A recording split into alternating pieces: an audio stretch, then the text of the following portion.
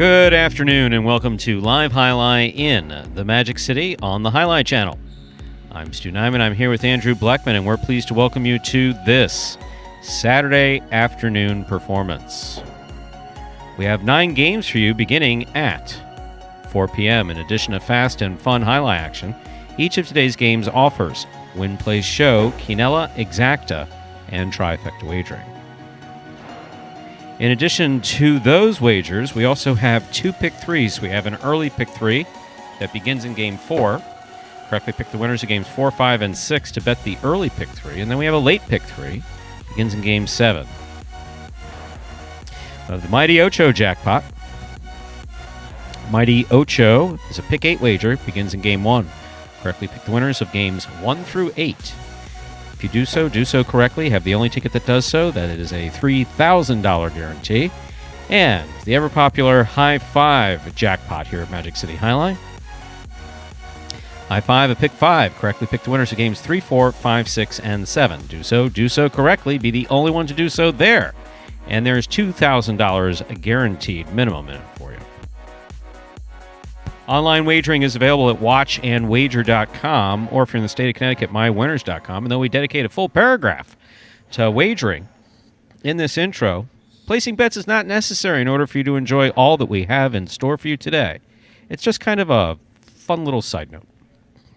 Meanwhile, there's people placing wagers out there going, side note. Ladies and gentlemen, we do have one scratch in today's performance. It does affect the later games, the second half of today's program. Douglas has been scratched in all his scheduled appearances today. Once again, Douglas has been scratched in all his scheduled appearances today.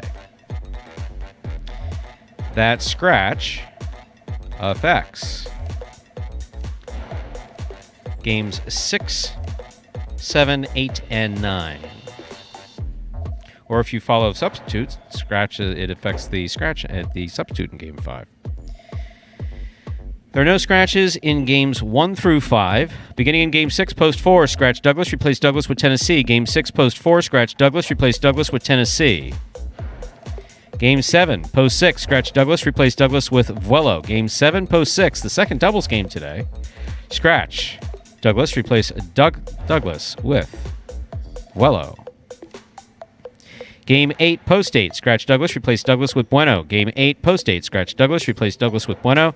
Game 9, post 7, scratch Douglas, replace Douglas with Tennessee. Game 9, post 7, scratch Douglas, replace Douglas with Tennessee. Douglas is our only scratch in today's performance. There are no scratches in games 1 through 5. Beginning in game 6, you're going to scratch Douglas and replace him with the program sum appearing at the bottom of each game. With all that in mind, we ask you to make your wagers as early as possible within scheduled post times and sit back and relax, because post time for game number 1 is now just 6 minutes away. Andrew. Hello, Stu. Andrew, who is never late and never makes mistakes. Uh-oh. Here, anyway, I don't know what you do in your personal life, but never makes mistakes. And is, I'm in good standing with law enforcement. He is the ideal employee, and I'm not saying that with tongue in cheek. It's an absolute but I can say that because I don't supervise him. He works for the Jai-Alai Channel. They pay him a fortune to do what he does, I think, anyway. You don't see me day to day. And then you sent me a text message saying, I'm going to be late. Deal with it. I'm like, what's up with that? Deal with it? And then a finger emoji too. They went with it, but you didn't mention that. Yeah. Well, because I don't think that, people who have been in Jai-Alai frontons have followed Jai-Alai. In fact, people who've hung out at amateur Jai-Alai are very prudish. They don't know about things like fingers and stuff like that. They never make derogatory comments. I hate to be the one to introduce it. Yeah. So, I apologize for that there. But should be in store for a pretty good... Stu, funny there. Didn't need to tell the folks, obviously. Now the bosses are listening here, and now everyone knows. But that's all right here. We'll get into the Jai-Alai action for today. It's going to be somebody else that will take home the Golden Cesta. It's not going to be Douglas. As Stu said, he is scratching all of his scheduled appearances here today, so look like it's going to be Jedden. Maybe not be Jedden. Jedden's still in the lead for that Golden Cesta here for week number 29. Got 2 more performances to go. 6 wins for Jedden. That's got a 2-game advantage over the next closest competitor in that Golden Cesta race, and that's Carballo at 4 wins. A couple guys down at 3, so now that Douglas is out today, you could see Ron make a nice run in those late games. He's at 3 wins. could rise up these weekly standings pretty quickly. Got Bueno at 3 wins. He's getting some early action here. He's got post 7. No difference really in those early games for him. Just trying to outcatch his opponent there. Doesn't matter really if he's in early or late post. Still a good opportunity for him. And that looks like it's going to be it there. So Jedden, as we said, 6 wins, 2-game advantage over Carballo. And then you got a bunch of guys there at 3 wins. Ron, Bueno, and Douglas. But obviously Douglas not going to be playing here today, so more than likely will not be winning that Golden Cest, even if he happens to come back here tomorrow. We are now just 4 minutes away from game number 1. And as we do before the first game of all of our performances, we have this video that will explain the scoring format for the first 8 games of this 9-game performance, and that is Spectacular 7 scoring. Spectacular 7 singles games are played with 8 players. Each player wears a different color jersey numbered 1 through 8 on the front. These numbers are traditionally referred to as post numbers. Post numbers are used to signify the order in which the athletes will play in a game. These numbers are also used for betting purposes. Don't be confused by the numbers on the back of our jerseys. Those are just for fun. Each game begins when the player in the post 1 red jersey serves to the player in the post 2 blue jersey. The served ball must land between the 4 and 7 lines marked on the court's side wall. If the ball lands between those lines, the serve is good and play continues until one of those 2 players wins that matchup. The player who loses the matchup exits the court and waits for his next turn at the end of the rotation. It's important to note that every game has 2 rounds. The first 7 matchups in a game make up round 1. Each matchup in round 1 is worth 1 point. Round 2 refers to all matchups that take place after the 7th and final matchup of round 1. The number of matchups in round 2 varies from game to game. And in round 2, each matchup is worth 2 points. The first player to earn 7 points wins the game. And one of many awesome videos that we have here. Now, typically Andrew would bring us in from the break, but Ikeda just walked back here wanting just, hey, I want to see my numbers. Where's the numbers guy? Exactly. I'd like to see my numbers. How's my win percent? No respect around It's like here, now? Really now? Now you want to do this? Because I tried to bring you in, and then you were gone, and he wasn't there, and then I had to evade. It's all right. We'll get back to it. No, I was going to say, now everyone knows. no one knew. It was you and I, and now. Oh, what? About being late? No, it's okay. You weren't late. That's the whole funny thing. You said you were going to be, but you weren't. I really didn't end up. I mean, being that's late. like the ideal. That's like the ideal person you want working. Freaking out. It's like, I'm gonna be. Oh, I'm gonna be late, and then he's not late. And then you got other guys walking in 10 minutes late, going, "Huh? You're 10 minutes late, or you're a half hour late. Really? Yeah. Okay. So daylight savings. Yeah. The person who says that they're not going to be late. The person who says I might be late and gets here on time. That's you. I'd appreciate it, Stu. Well, getting into singles action, game number 1 here. Important first game. You got El Barba in post 1. As you said, the race for 3rd place. 9 games separating those two. El Barba picked up his 100th victory yesterday. So he's got 9 games between himself and Bueno there. So good opportunity for him post 1 here, and he'll be playing in all these earlier games. 1 through, I believe, 4. Yeah, 1 through 4. In this program. As we said there, if you're looking ahead, Douglas is scratched in all of his scheduled appearances. A rare scratch of Douglas. I think we said yesterday, I think this is the first time he's ever had to be taken out of a program in the history of his young. It's his first scratch. So it's pretty impressive. It's been over 2 years, but Ironman in addition to everything he brings on the court as well, and longevity, staying healthy, that's a big part of it here in this season. Don't tell Ben you called Douglas the Ironman, because Ben will come back here with his hair on fire. I played 800 games. Are you out of your mind? Yeah. I mean, Ben, 872 this season. That's not counting his doubles. I think we ran the overall numbers. It was over 1,100 total games that him and Bueno, I think, have played in. That's pretty incredible for both of them. Shows you the type of shape that they're in. That's a lot of games. What do you say we get this Saturday afternoon performance out of the way? If Scott is kind enough to allow us to begin at 4 p.m., we at least owe him that we will start it on time. We can do that. Time to begin our first game. It's a spectacular 7 singles match played to 7 points. Points double after the first round of play. El Barba serves in the red shirt at post 1. Diaz receives in the blue at post 2.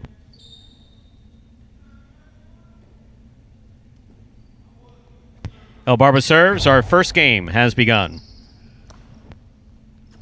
Diaz from the costado to the inside. Diaz for the catch at the 10 line. Good throw. Caught by El Barba. Rebote forehand by Diaz. Catch by El Barba. Scoop attempt missed. Point 1.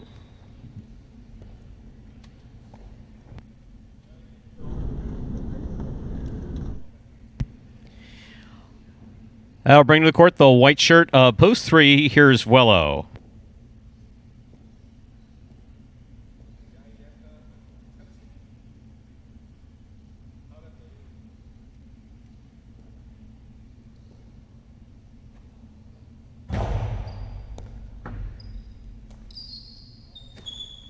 Strong backhand by Vuelo. Rebote by El Barba to the outside. Vuelo's there. Catch by El Barba. Catch by Vuelo. Barba read the rebote well. He was in good positioning, just not able to get it up to the glass. Point 3.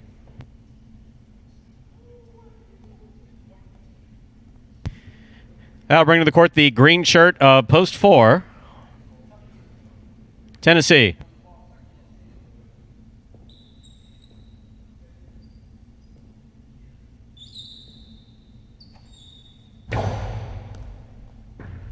Tennessee from the left side.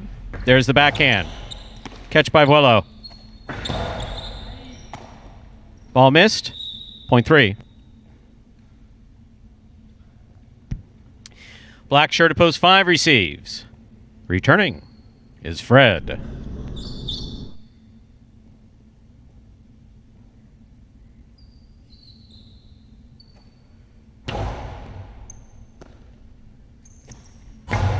Powerful backhand. Touch the overhead screen.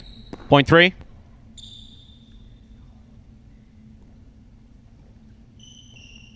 Three on the board with 3 points. Here is the yellow shirt of post 6. This matchup has Vuelo serving to CRB.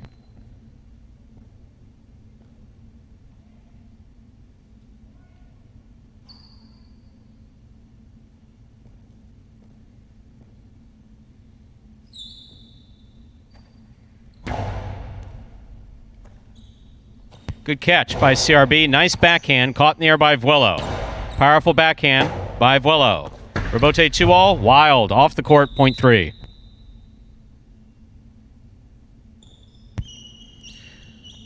That puts Vuelo on the board with 4 points. In this matchup, he serves to the pink shirt of post 7, worn by Bueno.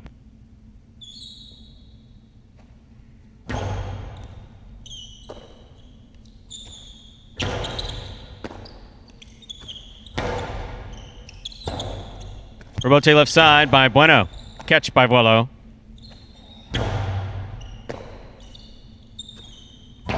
Bueno passes from the left side.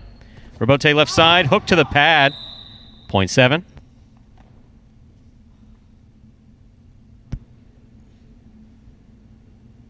Here now to complete the first round and receive. Wearing the purple shirt of post 8. We have Juice.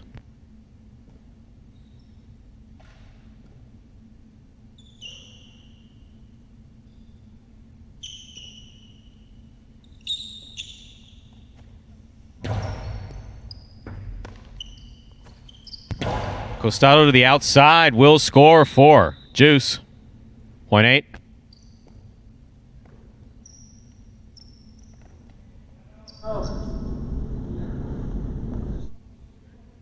That completes the first round of play all matchups. Worth 2. Strong forehand by Diaz. Passes to the rebote. Juice on the rebote. It's a 2-all. Diaz running up, making the catch. Hard throw. Juice gets it up, puts it to the inside. Just soft enough to score. Well thrown. Point 8. Juice on the board with 3 points. Here's post 1, El Barba.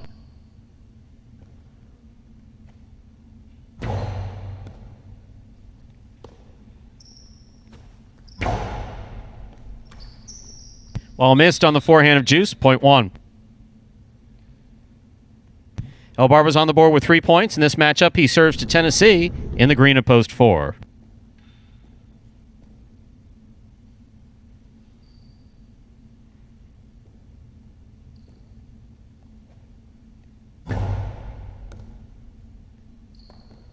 Ball missed off the serve, point 1. Possible game point for the red shirt at post 1, El Barba. Trying to stop him, post 5, Fred.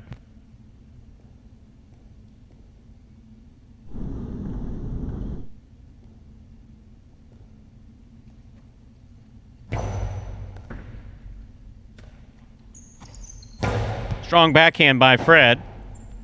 Rebote forehand by El Barba. Fred from the 10 line. Catch by El Barba.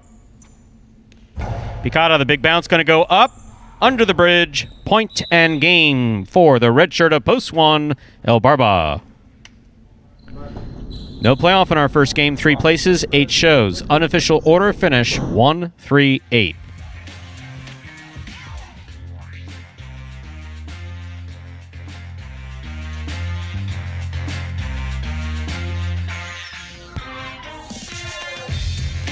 Results from our first game are now official. Coming in first, post 1, El Barba. Taking second, post 3, Vuelo.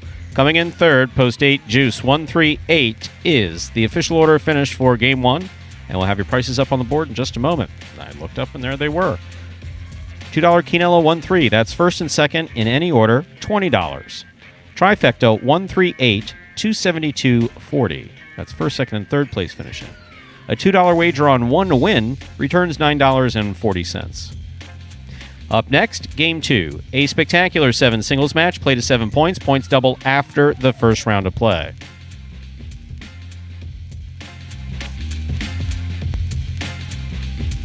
There are no scratches in Game 2 if you're tuning in late. Douglas is our only scratch today, scratched in all appearances beginning in Game 6.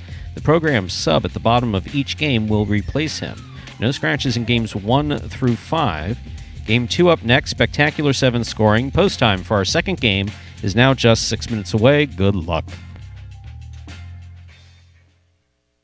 I really got the name El Barba from Coach JR. You know, like the first day I came into practice, he was like, oh, La Barbas. You know, he called me the beard. And, you know, it kind of just stuck.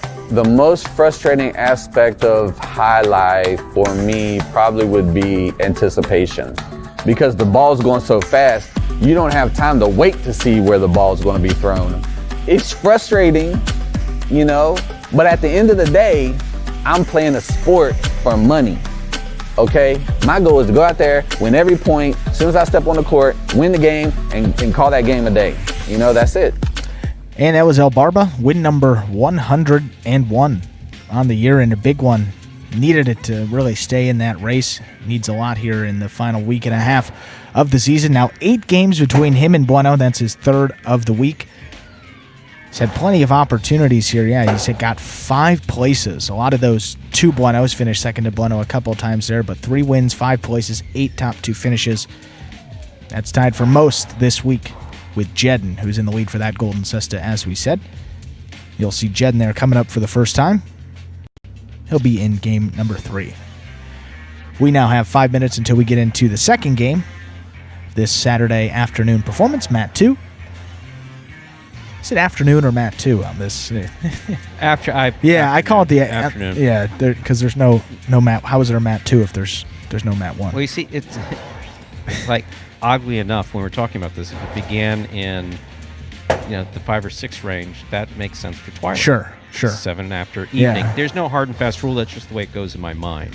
Yeah. You don't think 4 is Twilight, though? I view that as the afternoon. Yeah, afternoon. I like that. I view it's that our as the own term. afternoon. Yeah. Now in Connecticut and elsewhere where people are viewing in the winter, where you grew up in Chicago, sure. 4:30 in the afternoon starts getting a little... Twilight. Yeah. It maybe is a little Twilight. That's a good point there, But we're Stu. here in South Florida, so no Twilight. Yes. Well, we got viewers from all over, though, so I like that. Sorry, we have to draw the line somewhere. No. So it's an afternoon performance. Yes, afternoon performance here. Well, we got 4 minutes now to that second game. And for those new fans and maybe here joining us for the first time, here's this video that explains in simpler terms how Jai-Alai is played.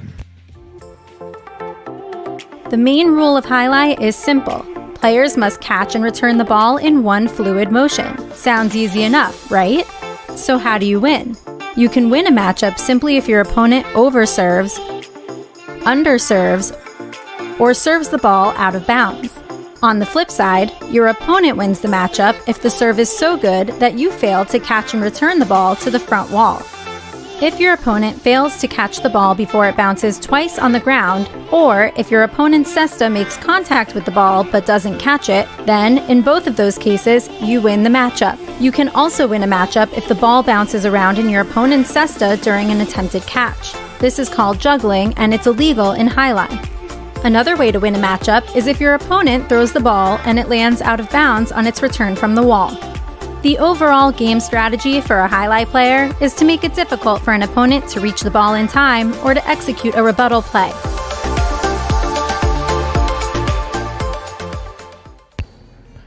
And we're back here 3 minutes now from that second game. And you see here Fred returning to the program. That's good to see. It's been an extended absence there, dealing with some back issues. Trying to see when the last time we had Fred in these standings. I'm going to guess it was week 24. So it's been a solid, almost a full month. Yeah, it's been almost a full month there. So good to have Fred back here for the last week and a half or so.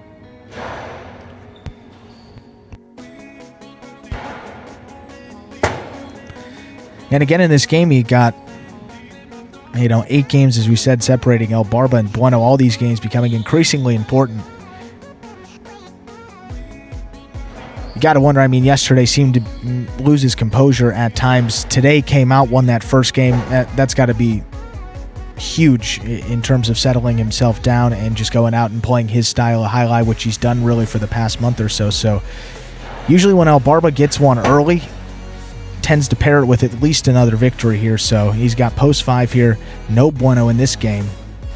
Do have Ben really to deal with in that second post. Ben on the week. 10 in the money finishes. That ranks in the top 4 amongst the roster here. 2 wins, 3 places, 5 shows. So Ben been playing some pretty good Jai-Alai. And he's got post 2. And that leaves us with less than a minute to go before we begin Game 2. And then glancing down at the live chat for this afternoon, some folks talking about the bridge jumpers that we occasionally see. And last year learned something interesting. Someone identified themselves as the bridge jumper. And they weren't jumping off any bridges. They were taking advantage of the free points. Yeah. The points in the Players Club here at Magic City. And so they were just placing a show bet, I believe it was, dropping $100 in the show or something like that. And taking advantage of some of the bonus points offered in the Players Club. And we also looking ahead here. So Bob was talking about games played this week. A little more than Tennessee here. Bueno, that was 28 singles appearances. That was his 28th one that came in game number 1. So he's played 10 more than Tennessee, and they played every doubles game together. So a lot of games for Bueno here and Tennessee this week. And we can talk about why certain guys substitute and other guys don't a little later on. Yep. Let's say we begin Game 2. It's a spectacular 7 singles match. It's played to 7 points. Points double after the first round of play. CRB will serve in the red shirt at post 1. Ben receives in the blue at post 2. There's the serve. Our second game is underway.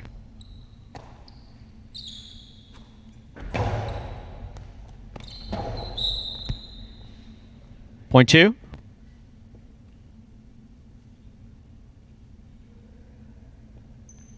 Here's the white shirt at post 3, Fred.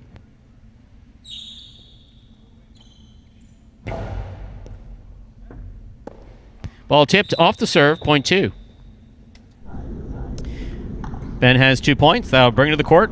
A green shirt at post 4. This matchup has Ben serving to number 24, Cool Fitness.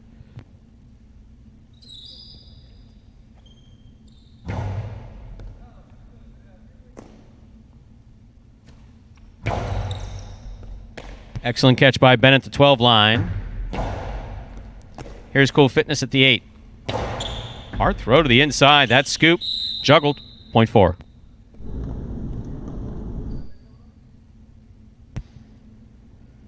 Our next matchup, Cool Fitness serves to the black shirt at post 5, worn by El Barba.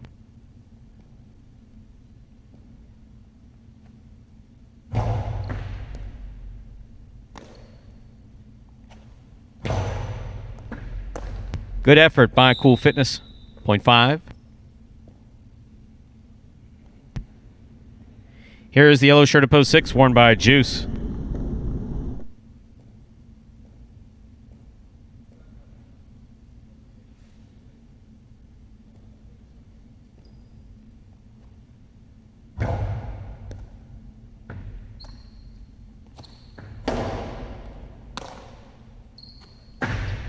Reverse 2-all. Lands in and scores. 0.5.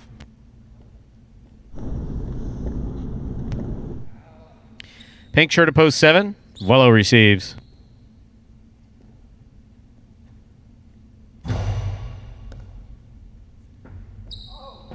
Point 5. Here now to complete the first round and receive the purple shirt at post 8, Diaz.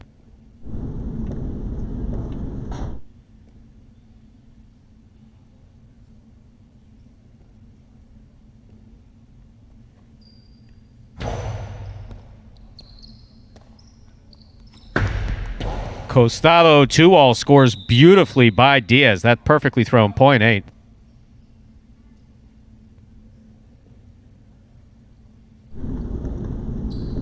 That completes the first round of play. All matchups are worth 2 points. Here's CRB returning in the red at post 1.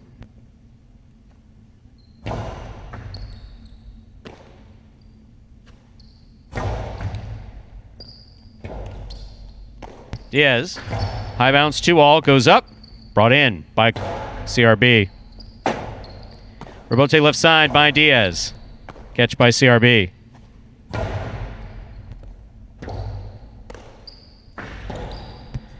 CRB makes the catch. Diaz makes the catch.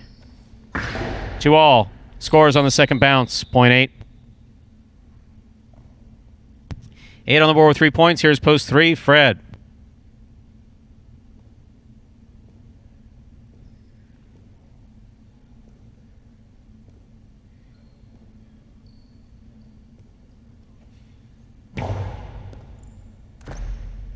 Good catch by Fred. Rebote forehand by Diaz. That went up high. Good catch by Fred. Diaz, pick up at the 9 line. Hard throw, a little too hard. That hit the overhead screen. 0.3. Fred is on the board with 2 points, serving to the 2 post. Returning, we have Ben.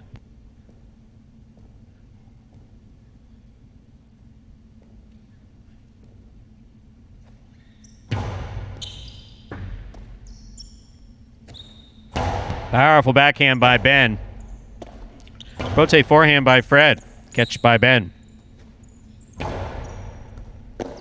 Fred from the 9 line. Picada. Ben passes on taking it in the air. Turned the rebote, but he turned it into the overhead screen. 0.3.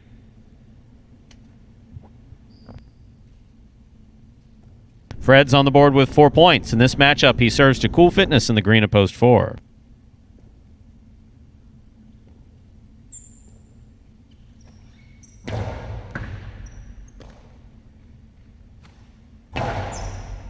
Catch by Fred at the 9 line. Catch by Cool Fitness at the 7. Big backhand, rebote coming out. Rebote by Fred to the inside. Fred picks it up on the forehand. Big right side by Cool Fitness. Big bounce on the rebote for Fred. Hooked into the pad. 0.4.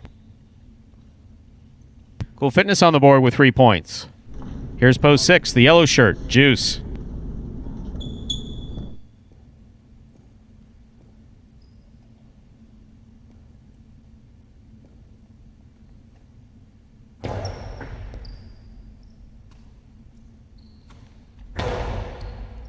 Good catch by Cool Fitness. Strong backhand from the 9 line.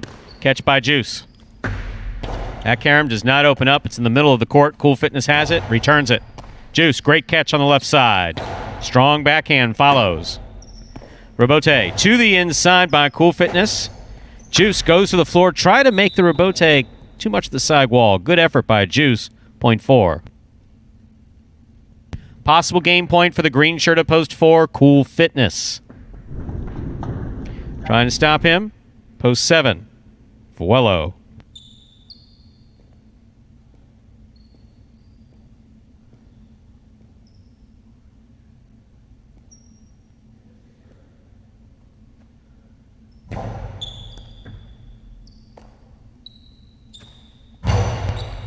Powerful forehand by Vuelo.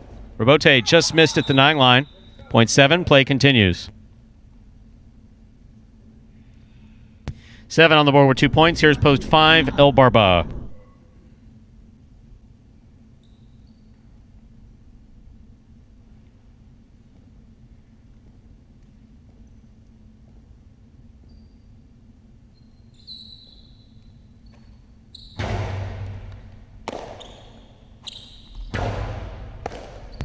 In and out of the cesta the ball goes. Point 5. Possible game point for the black shirt at post 5. El Barba trying to stop him. CRB.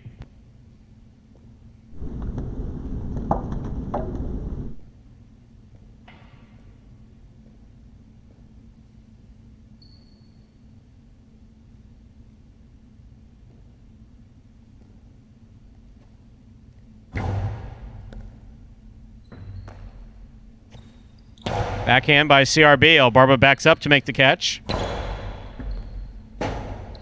CRB, Robote inside.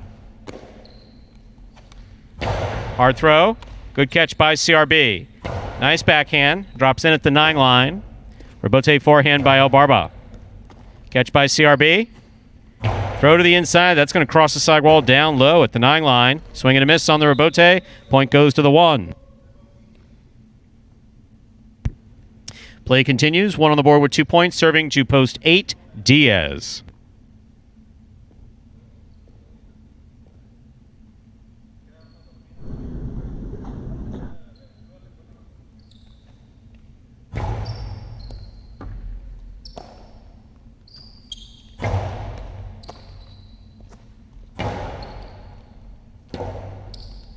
Robote left side. Missed. Point 1. Back and ready to receive. The blue post 2, Ben.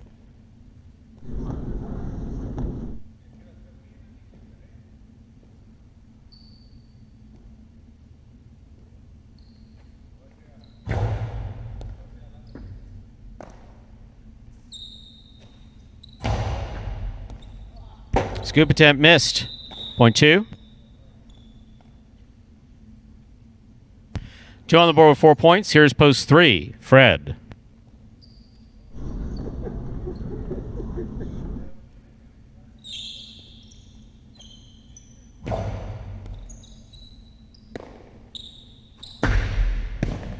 Point 2. Possible game point for the blue shirt of post 2, Ben. Trying to stop him. Juice.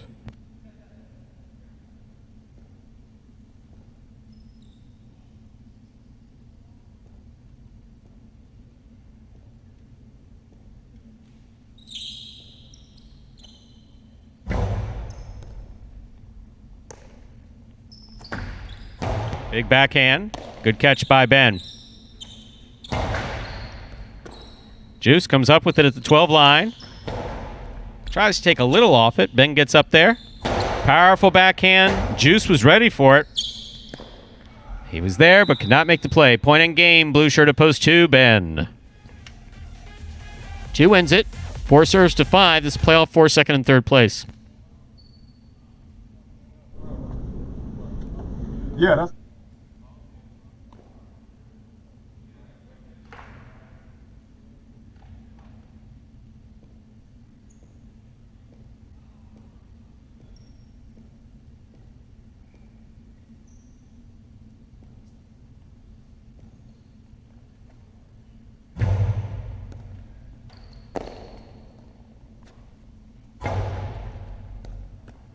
Off the tip of the cesta the ball goes. That is point in a second place finish for post 5, El Barba. Cool Fitness comes in third. 2-5-4, unofficial order of finish for game 2.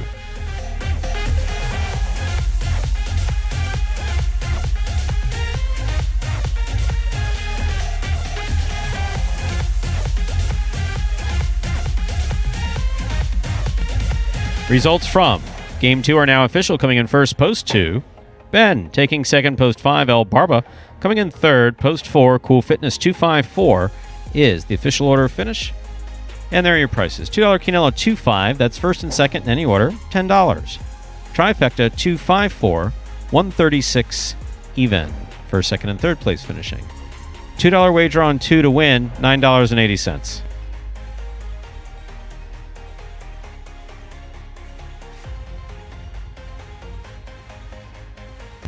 Up next, ladies and gentlemen, is our third game. It's a spectacular 7 singles match. Spectacular 7 means that will be played to 7 points, and that points will double after the first round of play. More importantly, Game 3 begins today's High Five Jackpot. The High Five is a pick 5. You correctly pick the winners of Games 3, 4, 5, 6, and 7. If you do so correctly and have the only ticket that does so, there is a $2,000 minimum guarantee in it. So it's time for game number 3. And the High Five now just 2 minutes away. What I'm hoping to accomplish in the 2020 season is to come in top 3 again, both in singles and in doubles. My game plan going into 2020 season is be as meticulous as possible. I have to find a way to find little subtle things about each and every person on the roster that I can exploit to my advantage. And I can say that because they have to do the same thing. I feel like I got the ability to do it. I've definitely put in the work. Unfortunately, that doesn't always mean success, but that's what I'm going to strive for. So that is the goal, and I think that's everybody's goal because everybody wants to, get in the bonus money. And it is kind of like something to hang your hat on, to be able to say that, hey, I was able to be, a top 3 in singles or a top 3 in doubles. So that's definitely something that I strive for.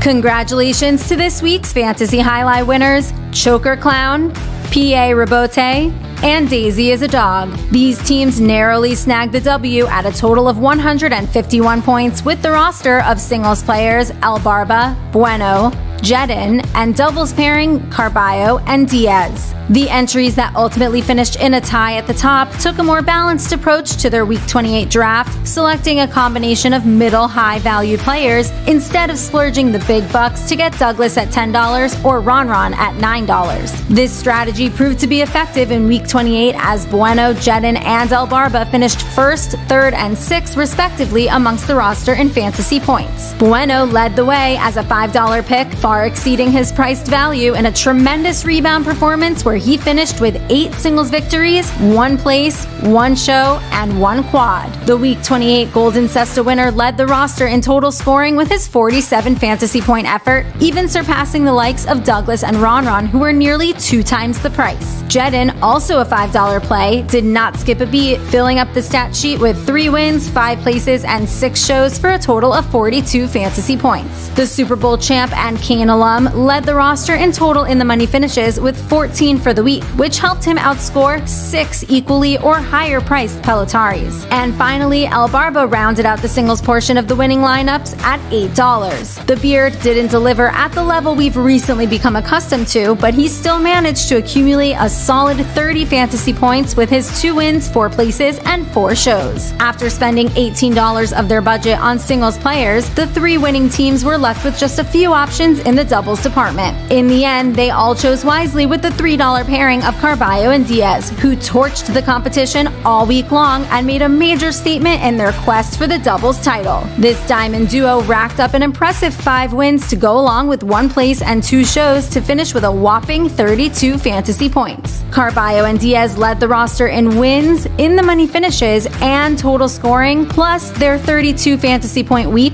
ranks them as the highest output from any team for any given week in this second doubles tournament. Now that's what I call impressive. Choker Clown, P.A. Rabote, and Daisy is a Dog will each receive a Magic City Jai-Alai hat plus a 3-way split of the $150 cash prize. It's important to note that cash prizes will remain unlocked for the duration of this season and next season too. That's right, Fantasy Jai-Alai will be back again for the 2021 season. And as soon as the league reaches 200 members, the weekly prize money will increase to $200. It's as easy as 1, 2, 3. Just sign up for free at fantasyhighlight.com, pick your players, and watch your progress on the Highlight Channel. The more people who play, the more money to be won, so please help us spread the word. And remember to update your team every week to win. You can find more details regarding the Fantasy League on the Instagram page at Highlight Channel or at fantasyhighlight.com. And congratulations again to those 3 Fantasy Highlight winners from last week. $50 Magic City Jai-Alai t-shirt will be coming your way. We now have 4 minutes till we get into game number 3 here, and we saw a question to us forwarded. Yes, from the Highlight Channel. From the Highlight Channel. About subs. Yes.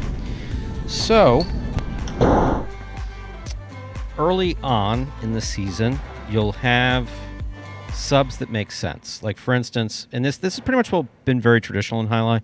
You won't have your top players as substitutes in your earliest games, if that's the way, of course, your program's designed. If you have weaker players playing your early games, your dominant players playing in your late games, there's always a group that's somewhere in between. In our case, Jedden, even though Bueno's in contention for the top 3, he's also played a lot of early games to get there. Yeah. Whereas the other 2 guys, Ron and Douglas, have never played an early game. Yeah. So that's one thing you do. So when you talk about your early games player subbing in the late games, you don't want to take your weakest players if you can avoid it and put them in your latest games, just because, for obvious reasons. You just don't want to have that weakness. So what winds up happening is that when we're only playing 8 games and we have a comparatively long season for Magic City, this is the longest season we've had, you have your players like Tennessee, you have your players like Bueno, you have your players like Jedden, who can fit anywhere. They will go through periods where they dominate in the early games, but then they'll go through streaks where they're not necessarily doing that well, and they won't necessarily dominate there. Absolutely. And Tennessee is easily not just the nicest guy, because that doesn't give him sufficient credit. He's an extremely positive influence. In the back, and professionalism on the court. So Tennessee gets it's also another way of giving Tennessee an opportunity to make some more money, since everybody makes the same and it's the same prize money in every game. If he's only going to be assigned to 4 games, throw him a couple extra games and that's either Tennessee or whatever. I mean, you see the names that have really played a lot of those games, and it's all guys that are, can't say enough positive things about them, and they've really been here, haven't had any scratches, stayed relatively healthy all year. Look at Bueno, 866, Ben, 873, Tennessee, just under 700 games, El Barba, sort of the same thing. So a lot of those guys right up there with a bunch of games, but deservedly so. There is no exact science to it. A lot of it is kind of like, how you look to make something, as they used to say, plumb on the side of a building. It's like you could either use a level, or you could sit back and hold your thumb up and say, that looks about even. Right. There's a lot of that in Highlight. There's no very specific science. We don't run numbers to see, how many games have that. We don't. We would be actually particularly careful in the event of El Barba and Bueno now, knowing that there's not much space between them as far as that third place finish is concerned. And if 2 teams or 2 individuals were competing in the last 2 months for one of the top prizes, the 10,000, or the 15,000, 10,000, 5,000, or 10,000 and 5,000 rewards, we'd make sure that they played almost the exact same amount of games. Then we would balance numbers. Right. Time to begin Game 3 in the High 5. This is a spectacular 7 singles match, played to 7 points. Points double after the first round of play. Serving in the red shirt of Post 1, Cool Fitness. Receiving in the blue of Post 2, Vuelo.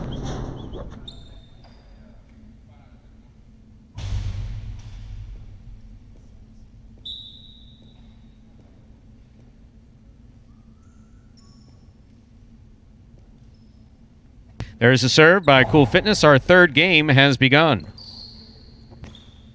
Powerful backhand by Vuelo clears the overhead screen. Cool Fitness, nice rebote. Vuelo midcourt. Sidearm carom will score. Point 2. Vuelo first up on the board in our third game. That'll bring to the court the white shirt of Post 3, worn by Assier.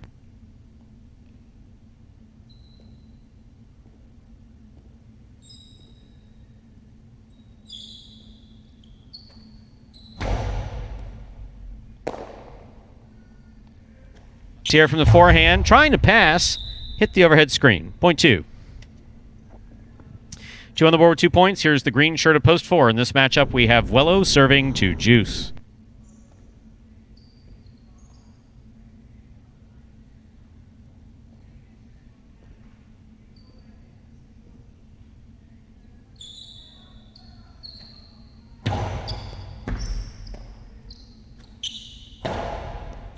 Catch by Vuelo. Strong backhand by Vuelo. Juice on the run. Juice turns around. Falls just short. Good effort. Point 2.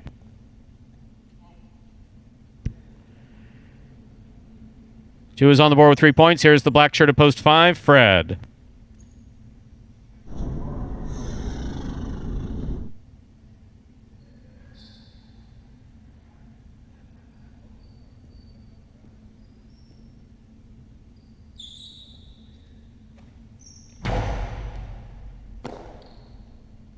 Fred from the forehand. Ball missed on the left side. Point 5. Entering the court, the yellow shirt of post 6, El Barba. Fuck that ugly piece of shit.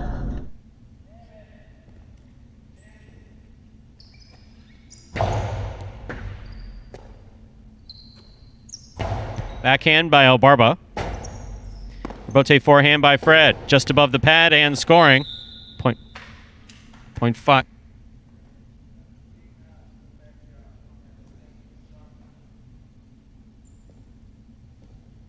Here's post 7, Tennessee.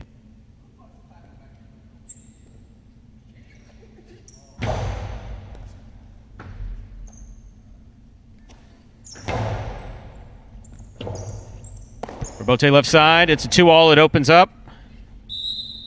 Interference ruled. The point will be replayed. 5 serves to 7.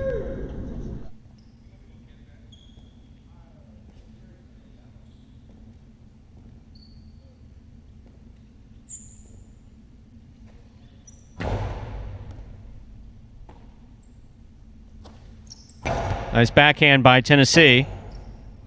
Rebote forehand by Fred.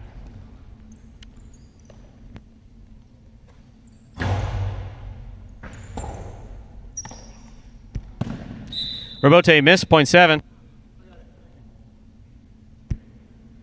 Here's the purple shirt of post 8, Jedin.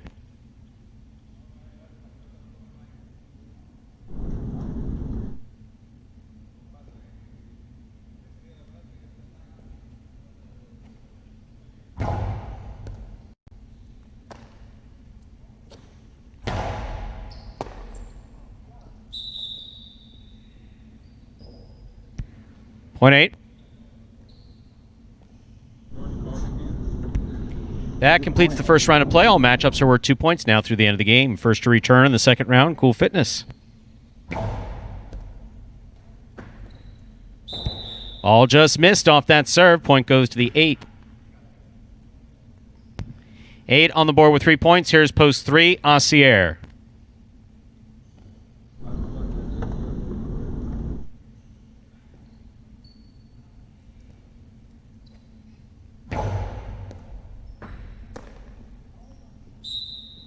Point 8. Straight points to a possible game point here for the purple shirt of post 8, Jedin. On the court trying to stop him in the green shirt of post 4, Juice.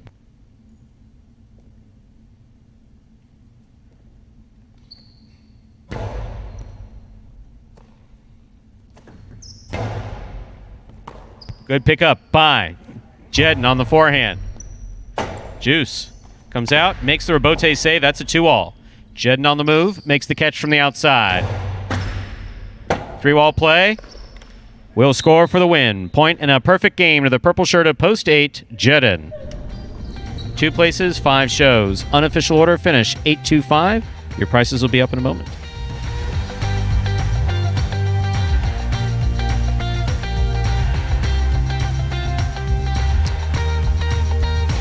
Results from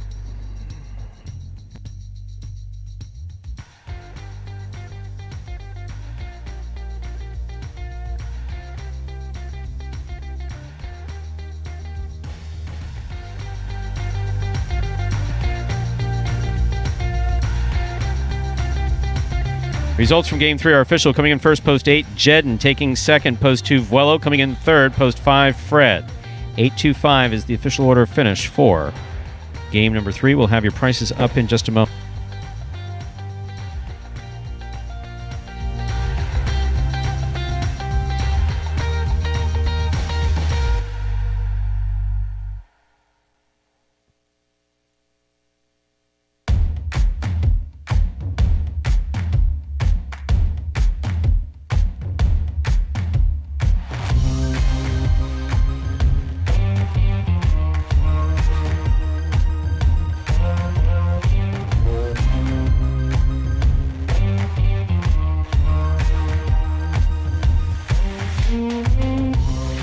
$2 Quinella 2-8, $13.20. Trifecta 825, 176.20. $2 wager on 8 to win, return $7.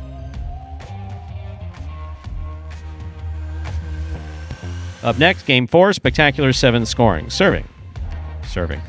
That's funny. Post time, not serving. Oh, Barber will serve, but game 4 will begin in 7 minutes. Good luck.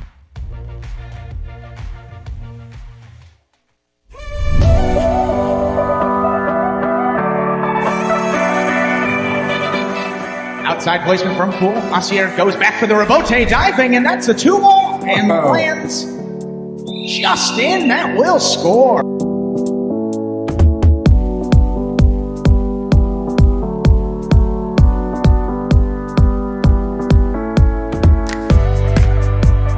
Goes in from the 4 line. Outside placement stopped by Willow plays it back. Bueno, what a rebote save on the left side.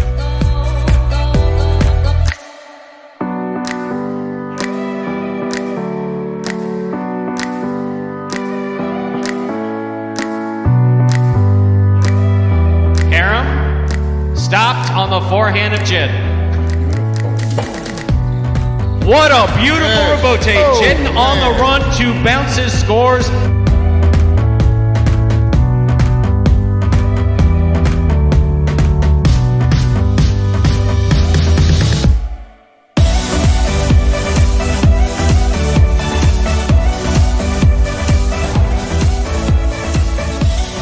Back to the inside, Carballo goes. Douglas with the blind save. Just lobbed it up under his arm.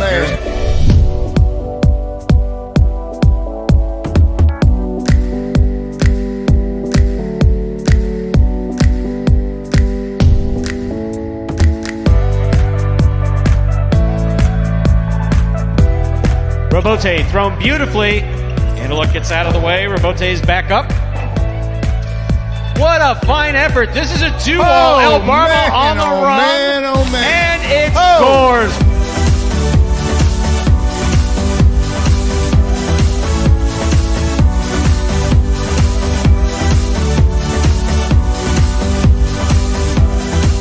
Carballo pips the serve. Here's the reverse. That is a diving save by CRB.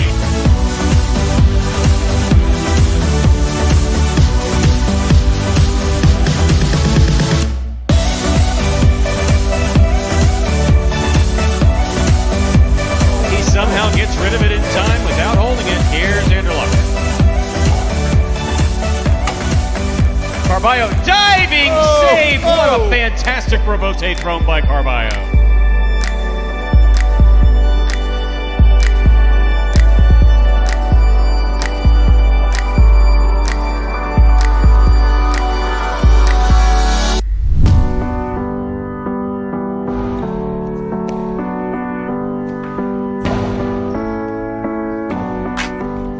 Diving save, it's up, it's in, it's scored. That's why you never give up.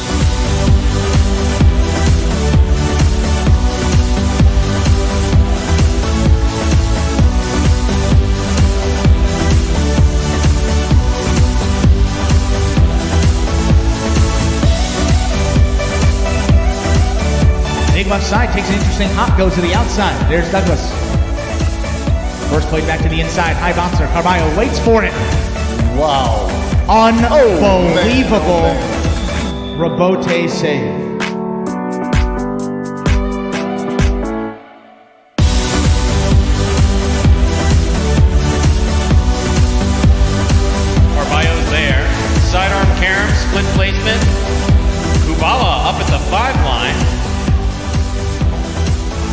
Willow, that's in play. That is absolutely in play.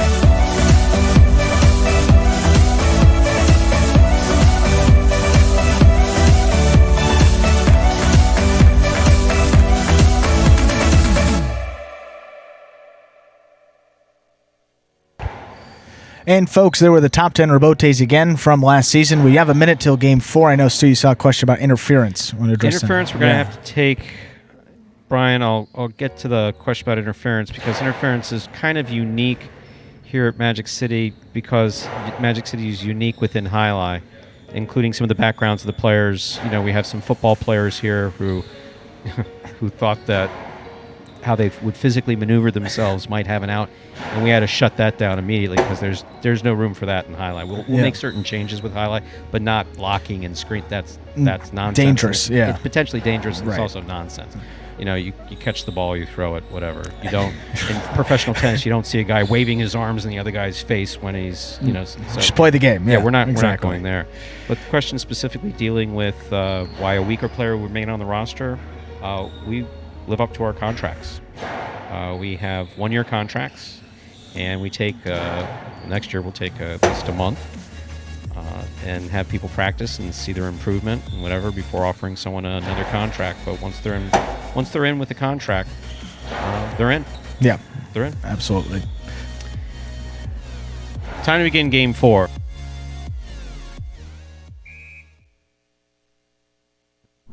A spectacular 7 singles match. Play to 7 points. Points double after the first round of play. Starting things off in our 4th game, and the early pick 3, El Barba on the red shirt at post 1. He serves. Receiving in the blue at post 2, Kubala.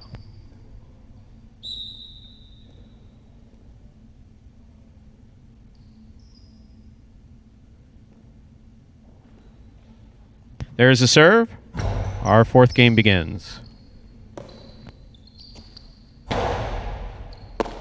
Catch by El Barba. Kubala from the left side. That backhand got away from him and hit the overhead screen. Point 1. 1 first up on the board in our 4th game. That'll bring to the court the white shirt at post 3, Tennessee.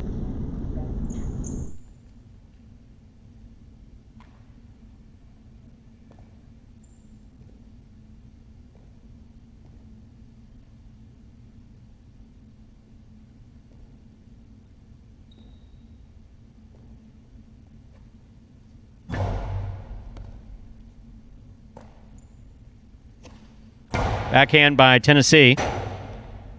Rebote by El Barba. Catch by Tennessee at the 10 line.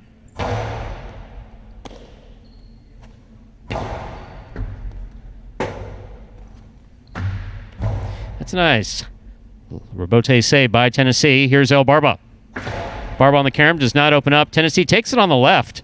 Powerful backhand. El Barba, good positioning. Juggled. Ball came in and out of the cesta. Ball must be caught and stopped. When you make that catch, point 3.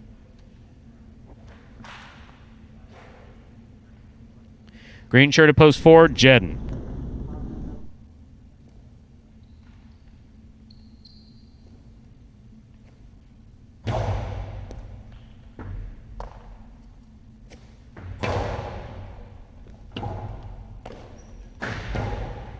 Catch by Jedden to the outside.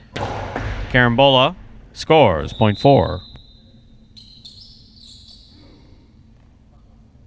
In our next matchup, Jedden will serve to the black shirt of post 5, worn by Anderluck.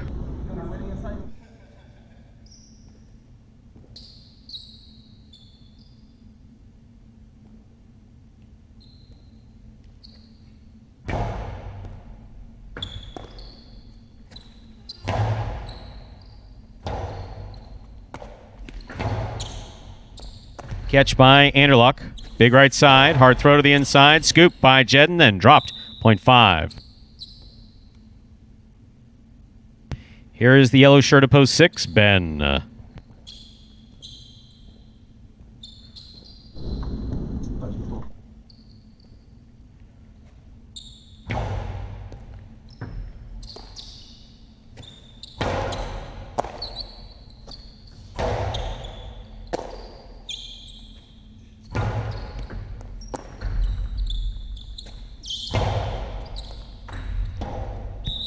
Point 5.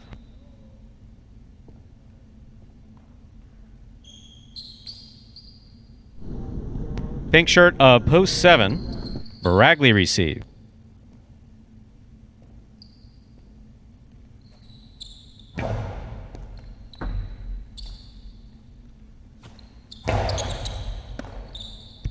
Point 7.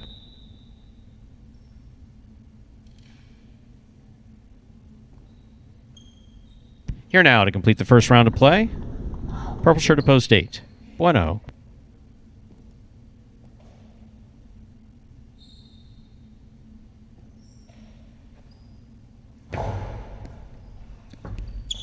Bueno from the left side. Goes deep. Robote left side. We have a swing and a miss at the 7 line by Bareilles, point 8. That completes the first round of play. All matchups are worth 2 points now through the end of the game. First to return, the blue of post 2, Kubala.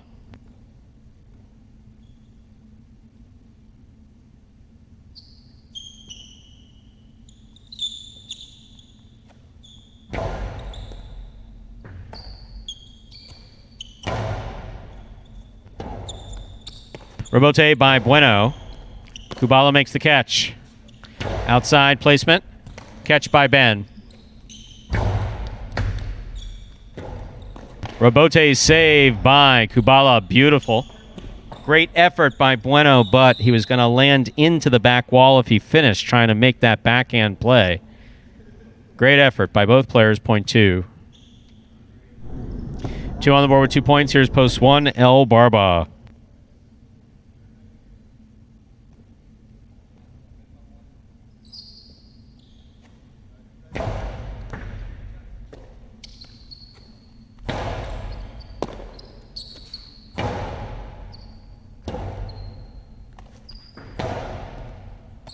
Catch.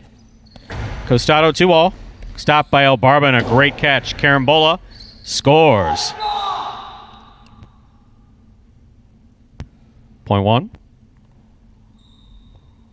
1 on the board with 3 points. Here's post 3, Tennessee.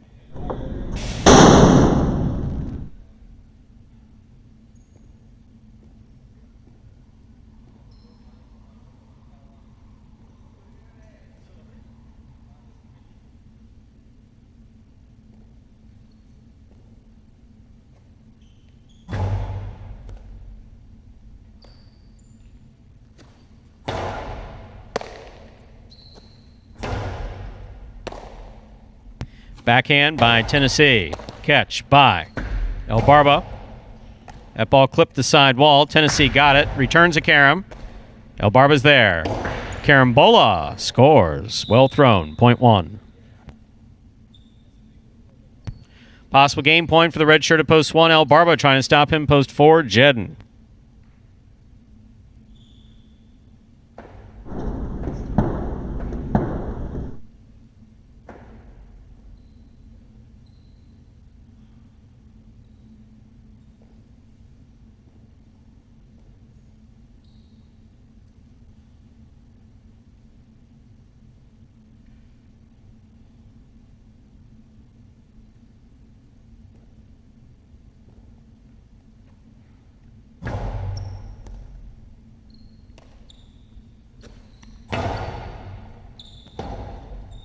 Robote left side by El Barba. Catch by Jedden. Catch by El Barba. Backhand. Caught by Jedden at the 8 line. Big backhand by Jedden. Caught by El Barba. Jedden with a reach. Makes the catch. Backhand. Caught on the forehand of El Barba. Catch by Jedden.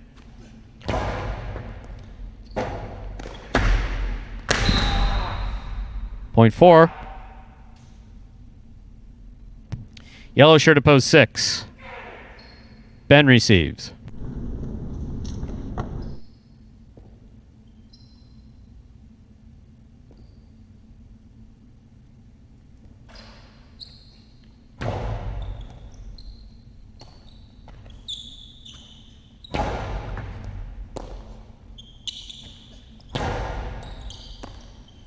Backhand by Ben.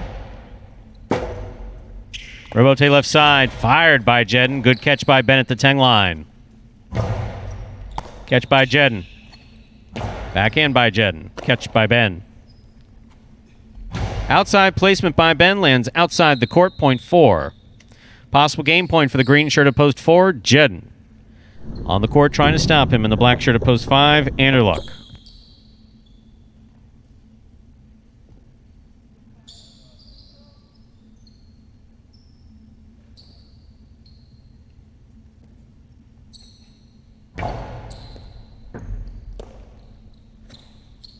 Big backhand by Anderluck.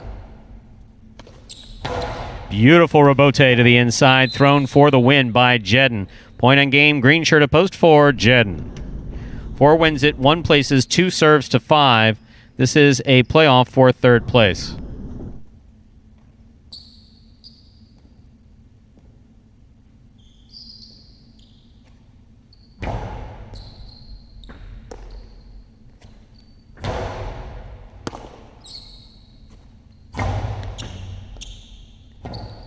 Rebote forehand by Anderluck. Catch by Kubala.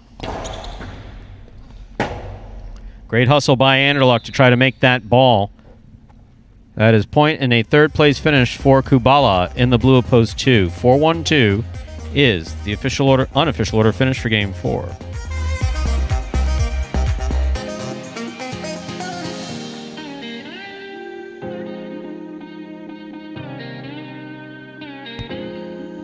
Results from Game 4. Our official coming in first, post 4, Jedden. Taking second, post 1, El Barba. Coming in third, post 2, Kubala. 4-1-2 is the official order of finish for Game 4. We'll have your prices up in just a moment.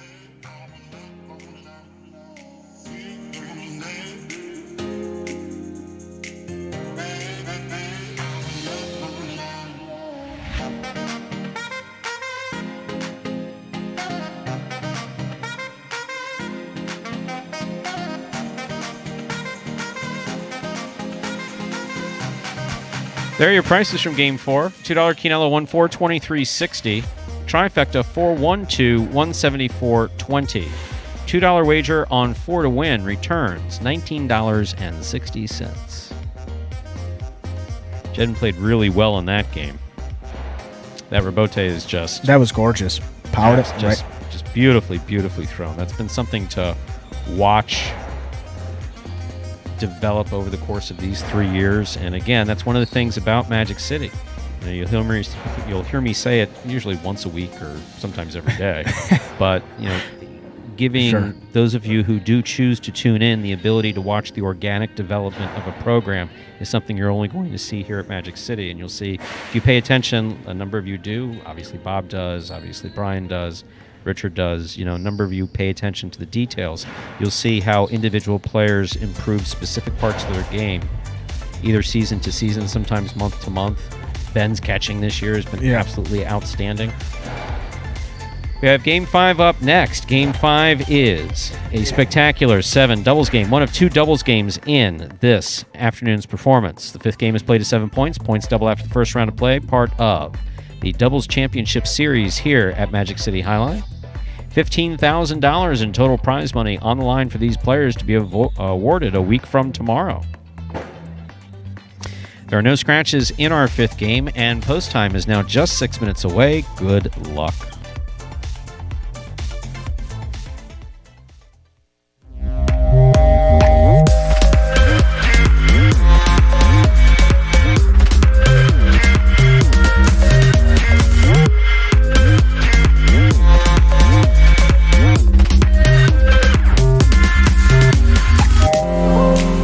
Welcome to the Week 28 edition of the Magic City Jai-Alai Rebote Recap. With just 2 weeks remaining in the season, the Magic City Jai-Alai players have been making their last-ditch efforts to climb up the leaderboard. Thus, Week 28 resulted in some of the most spirited, competitive, and exciting Jai-Alai action of 2020. To no one's surprise, Douglas continues to set the pace atop the singles championship standings and looks to be well on his way to his 2nd consecutive singles title. The Wonder Boy put together a solid showing in Week 28, adding 5 more victories to raise his season total to 170 singles wins. He now has a 23-game advantage over the player who has been a mainstay in that second-place spot all season long, Ron. Number 12 showcased his skills throughout the week, but in the end, it wasn't enough to make a significant dent in Douglas's lead. Still, the pro from the Philippines filled up the stat sheet nicely, finishing with a balanced output of 4 wins, 4 places, and 3 shows. That gives Ron an impressive mark of 147 singles victories for the season, and perhaps more significantly, will earn him a sweet $10,000 bonus prize come the end of the season on November 29th.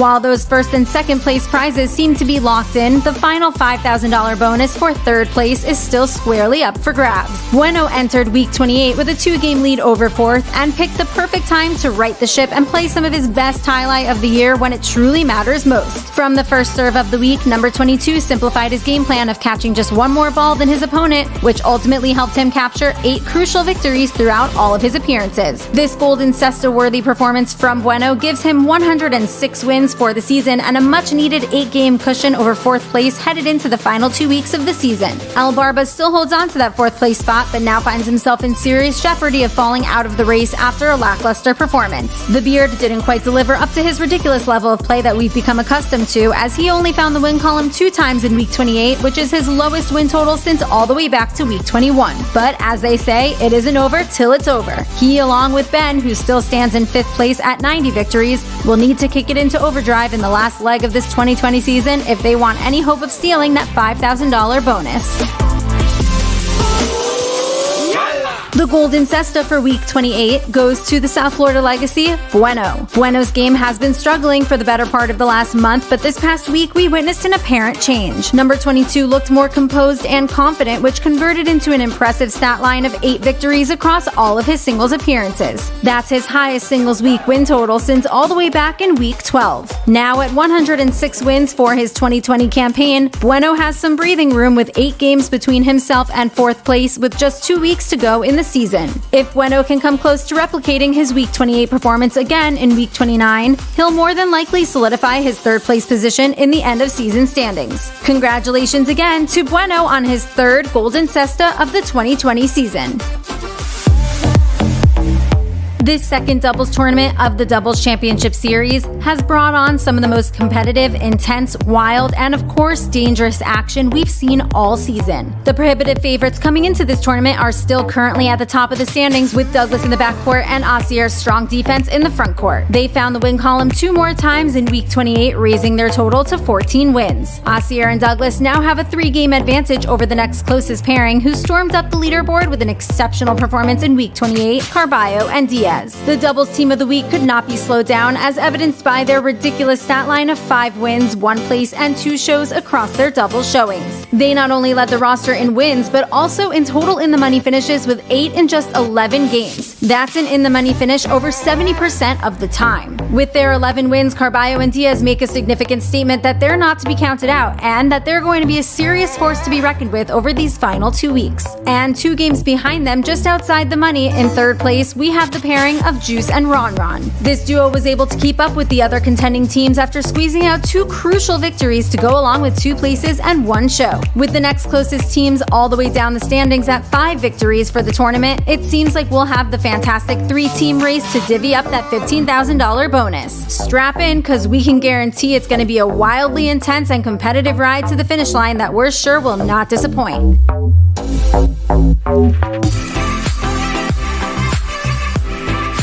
Shout out to this week's fantasy winners, Choker Clown, P.A. Rabote, and Daisy is a Dog.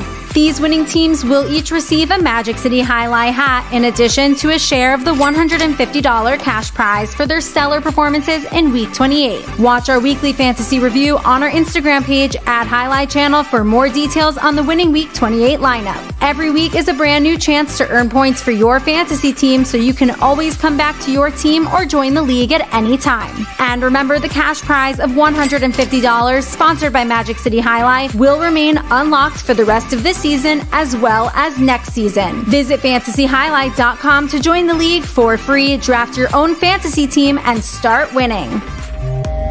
This week's Robote play goes to number 3, Carballo. In his short time being a professional highlight player, Carballo has developed quite the reputation for pulling off incredible plays with flair. The former minor league baseball player never shies away from the opportunity to fall, dive, or leap for glory. Of all his greatest plays, this one may be the best of all, where Carballo executed 2 jaw-dropping saves. A 2-for-1 special courtesy of the Magic Maker that's sure to impress even the most critical of highlight fans. See it for yourself in this Robote Play of the Week. Big backhand by Carballo to the outside. That's an excellent Robote save. That's an even better save by Carballo. Wow, that literally almost took his head off. And that is still in play. Get back in there.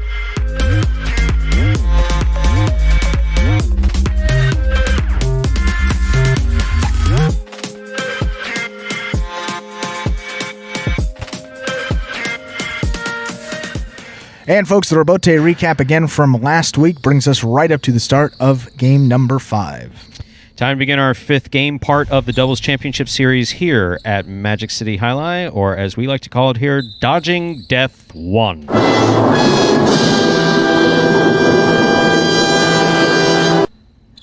First the squirrel, then the serve comes right out. This game is underway. Catch by Anderluck in the front court. Kubala from the 9 line. Anderluck calls for the Robote. Plays it from the forehand. Catch by Abuelo at the 12 line. Powerful forehand, kicks up and hits the overhead screen. Point 2.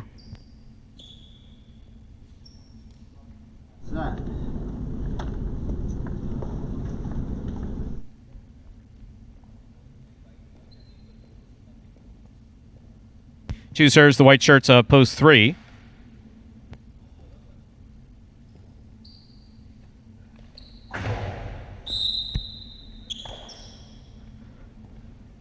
Point 3. Green shirts of post 4 receiving. In this matchup, we have CRB serving to Cool Fitness and Ikeda.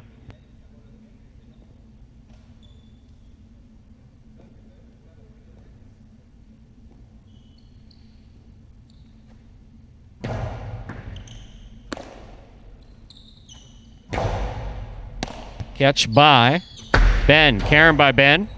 Good catch by Cool Fitness. Carambola by Cool Fitness. Scores. Well thrown. Point 4. 4 serves to the black shirts of post 5 entering the court. We have Diaz in the front court and Carballo in the back court.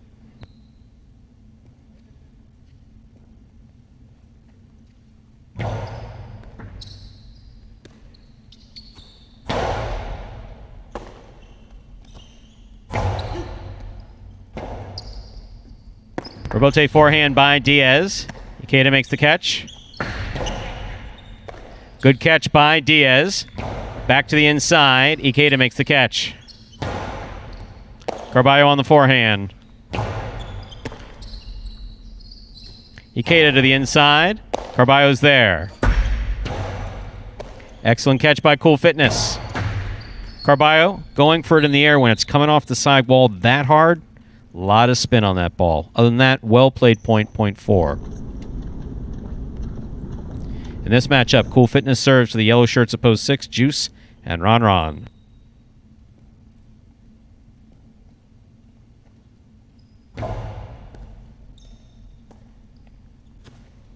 Backhand by Ron. Catch by Ikeda. Ikeda from the forehand at the 9 line. Low and hard to the inside. Ron is there. That's a good way to get killed. Got to keep in mind where that corner is and definitely not look into it. Point 6. Post 7. Bueno and Tennessee receive. Bueno picks the serve. Tejada. Kinda. Here's Ron. Tejada. Kinda. Inside placement. Robote left side. Tennessee on the left side.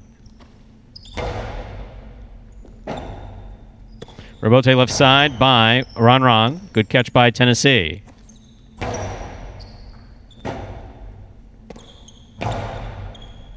Tennessee.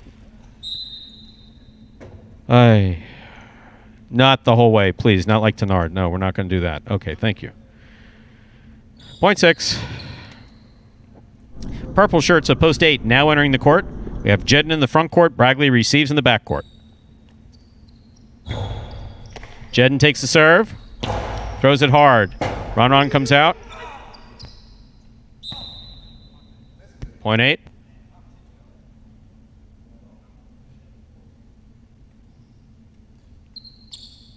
That completes the first round of play. All matchups are worth 2 points now through the end of the game. First to return, the red shirts of Post 1, Anderluck and Vuelo.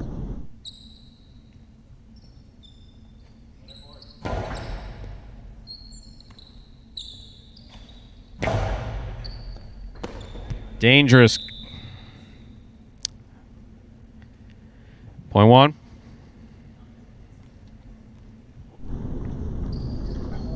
In this matchup, Anderluck serves again to the blue shirts of Post 2, El Barba and Kubala.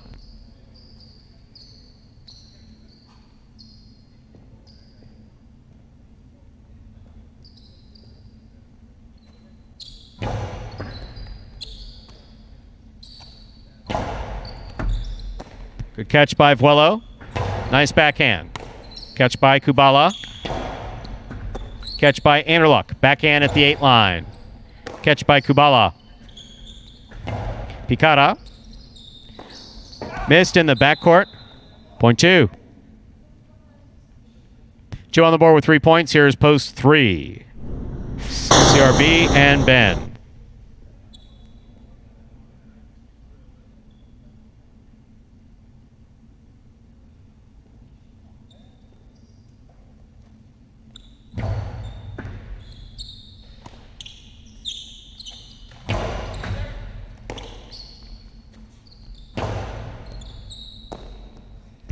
Point 2.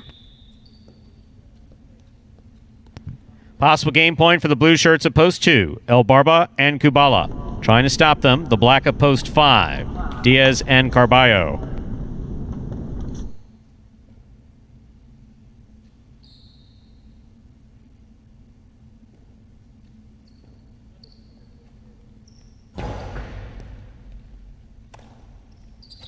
Powerful backhand by Carballo. Tipped, literally, right off the tip of Kubala Sesta. Point 5. Play continues. 5 on the board with 2 points. Receiving Post 4. The green shirts, Cool Fitness and Ikeda.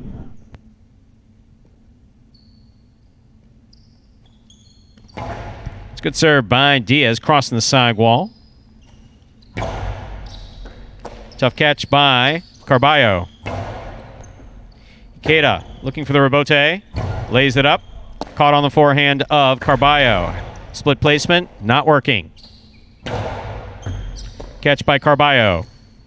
Backhand, another split placement. This one caught on the forehand of Ikeda. The cortada attempt caught the top of the pad. Point 5. 5 on the board with 4 points. Here are the pink shirts of Post 7, Bueno and Tennessee.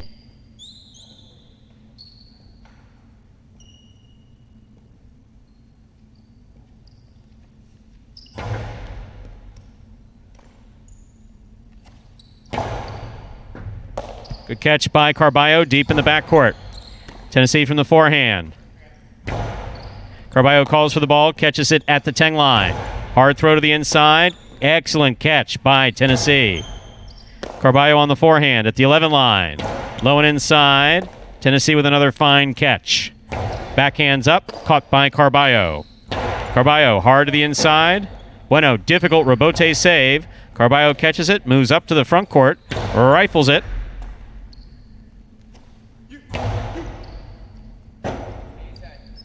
Difficult forehand rebote made by Diaz. Back out of the way. Here's Tennessee from the 9 line.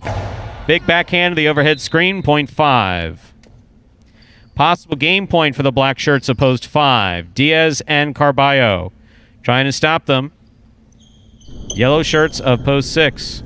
Juice and Ron.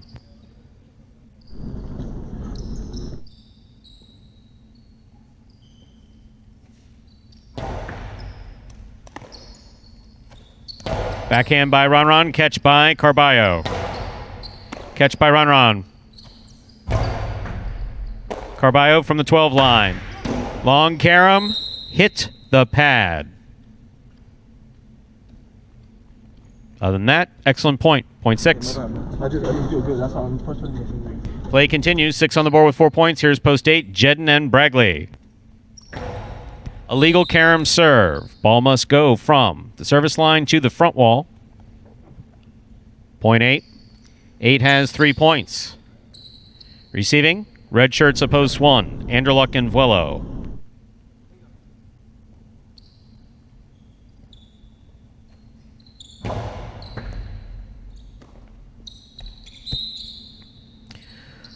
Point 8. Possible game point. Purple shirts of post 8. Oh my God. Jedden and Bragley trying to stop them. Post 3, the white shirts. CRB and Ben.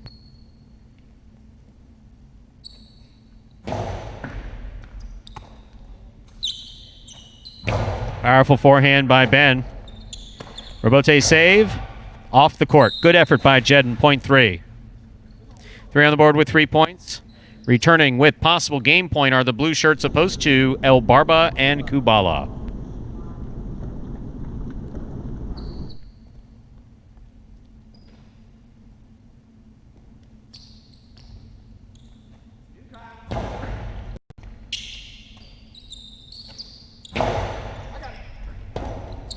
Ben calls for the rebote, makes the save. El Barba in the front court, quick bounce. Great catch by Ben at the 9 line. Powerful backhand rebote coming out. Ben went for the scoop and missed it. Point end game, blue of post 2. El Barba and Kubala. 5 places, 8 shows. Unofficial order finish, 2-5-8.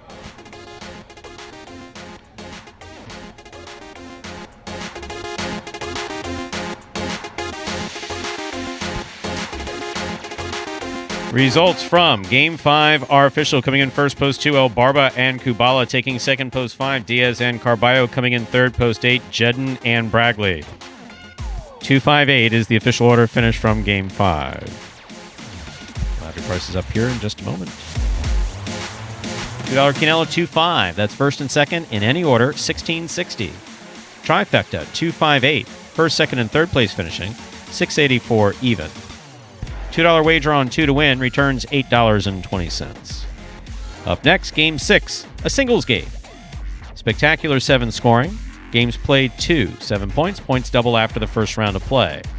This is a reminder that Douglas has been scratched in all his scheduled appearances today. That scratch affects Game 6. Game 6, post 4, scratch. Douglas replaced Douglas with Tennessee. Game 6, post 4, scratch. Douglas replaced Douglas with Tennessee. Post time for Game 6 is just 6 minutes away. Good luck.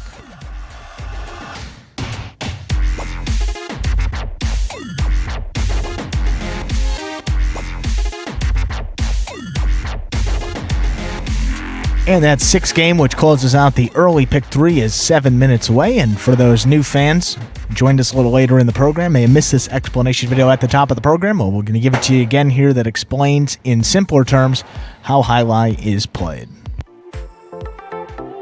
The main rule of Jai-Alai is simple. Players must catch and return the ball in one fluid motion. Sounds easy enough, right? So how do you win?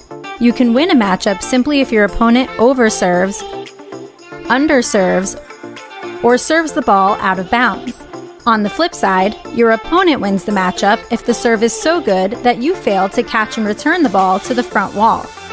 If your opponent fails to catch the ball before it bounces twice on the ground, or if your opponent's cesta makes contact with the ball but doesn't catch it, then, in both of those cases, you win the matchup. You can also win a matchup if the ball bounces around in your opponent's cesta during an attempted catch. This is called juggling, and it's illegal in Jai-Alai. Another way to win a matchup is if your opponent throws the ball and it lands out of bounds on its return from the wall.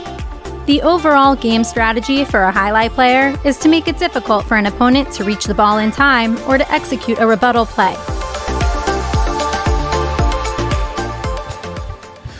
We're back here, 5 minutes from game number 6. Want to circle back to a couple of things. We saw a little earlier on in that chat. Yes. A few questions coming up. First question. Though, yeah, I guess it qualifies as a question / comment. From Bob regarding... We'll analyze the comment. Yeah, regarding contracts being a two-way street. They most definitely are. Again, I'll always remind everyone watching, and especially someone who knows Jai-Alai, who's paying close attention to what we do, the fact of what I said earlier, that you've never seen the organic development, or maybe you have, I don't know, but the fact that most people haven't had access to the back end of what goes in Jai-Alai, or to training schools and training programs and when guys turn pro, et cetera, et cetera, et cetera, there is no magic sauce associated with it. Sure. There's no... There are other sides to it that I won't get into now. Actually, I was just about to say that by history, that, you know, who knows who's whose cousin, you know, all those things used to exist. Right. So when we talk about is a player living up to their obligation, it has a lot to do more than just whether or not they're catching and throwing and they're landing their shots, or if they were doing well and then they seem to have a setback. It's effort, it's attitude. Attitude has a lot to do with it. Mm-hmm. So if they're trying, there's a lot that goes on when we're not recording. I mean, there are practices that sometimes last for 2-3 hours after the performance. Sometimes they're aggressive partitos with our best players. Sometimes they're one guy like Ben who puts in a ton of hours working, you know, on his own. Sure. So as long as they're living up to their contract in that regard, you're absolutely right. But as far as, you know, does that translate to what you see on the court? Not always. It doesn't. And that's just something that's pretty unique to Magic City. Now, Brian brings up very specific question regarding interference. Okay, so one thing, Juan Ramon and I knew when we were working with the guys the first 6 months before anybody else ever saw them, was we were going to have an S-ton, and I'm controlling myself, but we would have an S-ton of interference calls. One of the reasons why we have football players who've been trained, you know, so for those of you who don't know, you know, Jedden played in the 2006 Super Bowl with the Colts and has a Super Bowl ring as a defensive back. In particular, So you had him, you had Nate Barba, who's played football. So they're used to looking at their opponent and standing in relation to them a particular way. Especially the defensive backs. Nate the Great, Jedden. And that's got nothing to do with Jai-Alai. Right. So we saw these guys tripping over each other, entirely not their fault, but some of it had to be unlearning some of what they had learned in football. So when it comes to, like someone mentioned, when you mentioned screening earlier, that's got no place in Jai-Alai. I have zero tolerance for that. I'll take someone off if they're purposely trying to maneuver themselves in between their opponent and the ball. No, we'll pull them off the court. Maybe not at that moment, but you may not see them playing for a day or two till they get the point. Because one, that's dangerous. Two, that has absolutely nothing to do with Jai-Alai. We don't teach it. As you can tell by my tone, I can't stand it. So when it comes to whether or not a player has to yield, it's way more subjective, and that's why I'm glad we have Manuel here. Manuel, who's been playing since 2000 at Fort Pierce, Ocala, a number of years at Miami, because it's always going to be a judgment call of the judge. The judge has to determine whether or not the player was really interfered with, and the second part to that is if he had a reasonable expectation of getting to the ball had the interference not occurred. So those two rules that are the hallmark of interference in Jai-Alai still do apply. The rest of it is nuanced. Yeah. It's kind of like pass interference in the NFL. It's very subjective, and like you're saying, the pass has to be catchable in order for there to be pass interference, and sometimes, you know, that's up to the referee's discretion in both Jai-Alai and football. We had an argument just here earlier. I mean, our players really don't, the football players specifically. Yeah. Well, players remain nameless because we don't get, if someone's pissed off about something, I'm not going to share that with you. But no, two of the football players and someone who didn't play football but did go to the University of Miami, they don't like the fact that it's not a hard and fast call to be made by the judge. They don't like the fact that they have to request it, and they don't like the fact that it's subjective. Well, defensive players have never liked the subjective pass interference. Well, I think it is. And there's not much that's subjective in this sport. Yeah, really. Right. I mean, sorry, there's a ton that's subjective when you're watching it, but as far as the rules and stuff, there's not a lot that's subjective. Whether or not juggling is holding is juggling, that's a little subjective, but no. So interesting stuff, Stu. Yeah. Game 6. Time to begin Game 6. A spectacular 7. Singles match played to 7 points. Points double after the first round of play.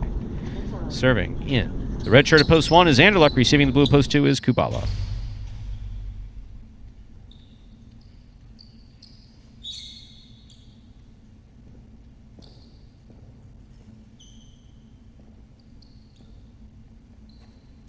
There's the serve. Game 6 begins.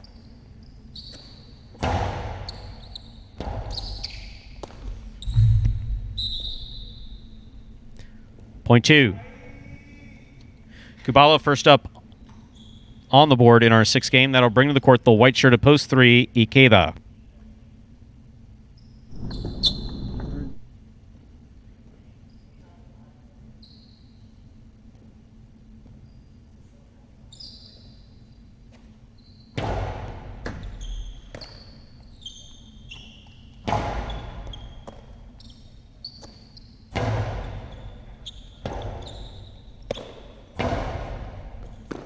Catch by Kubala. Picada by Kubala. Ikeda moves up to take it in the air. Strong backhand. Played low. Robote turned at the 9 line by Kubala. Great catch. Kubala on the forehand. Back up to the front wall he goes. Scoop by Ikeda. Costado by Ikeda lands in. That was a beautifully executed scoop and Costado 2-all by Ikeda. Textbook. I'll leave the player's name out who used to specialize in that shot, but he's a pretty well-known American player. Every now and then we see moments of genius. Green shirt at post 4. Here's Tennessee.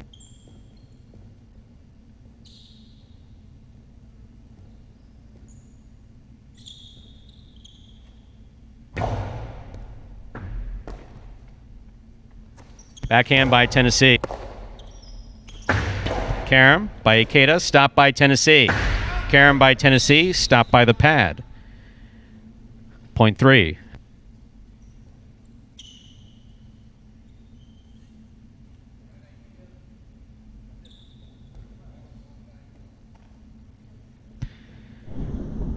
In this matchup, Ikeda serves to the black shirt of post 5, Bragley.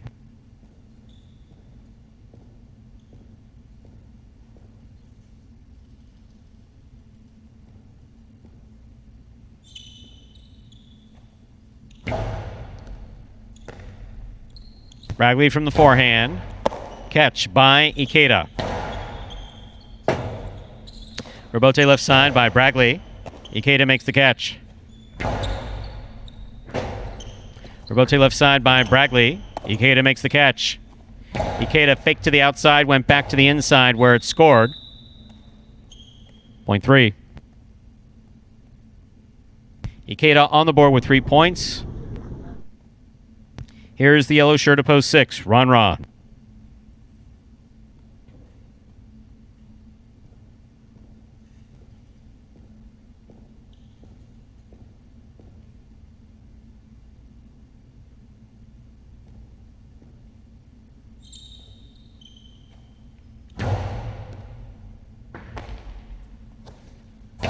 Strong backhand by Ron clears the overhead screen. Forehand Robote outside placement picked up by Ron. Hard throw. Ikeda going for a scoop. Point 6. 3 fine points there by Ikeda. Ron now serves in this matchup. Serves to the pink shirt of post 7, worn by Bueno.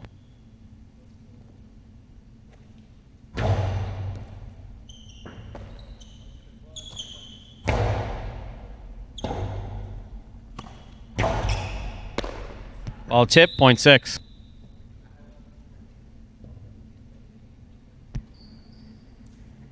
Six on the board with 2 points. Here's post 8, Carballo.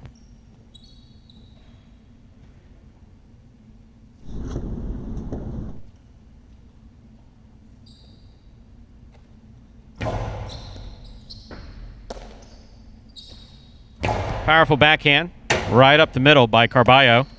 Outside placement. Carballo got there. Oh my. Yeah, that was sick. No. Well, I'll give you that. I hate when you do that, but that was so good just now, Michael. Really good. I hate the jazzy stuff, but that was good. I'll give you credit. 0.8. We'll give you the point, too. Second round begins. All matchups are now double. Anderluck receives.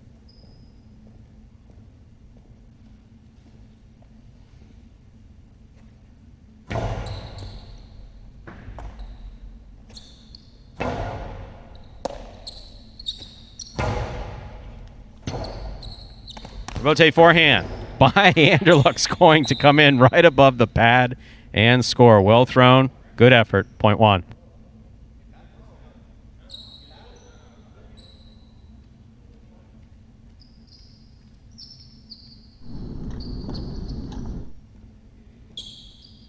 Point 2.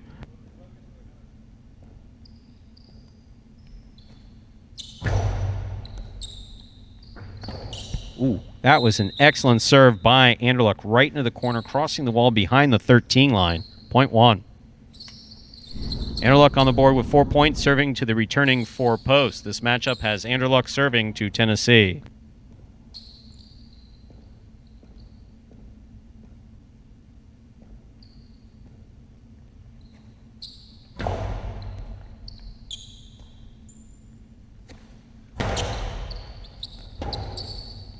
Rebote forehand by Anderluck to pass. Beautifully thrown. Tennessee showing good concentration. Anderluck, good catch on the forehand. Hard throw back to the inside. Tennessee is there. Catch by Anderluck. Backhand from the 9 line. Catch by Anderluck. Almost. Didn't hold on to it. 0.4. Tennessee on the board with 2 points. Here's Bragley in the black shirt at post 5.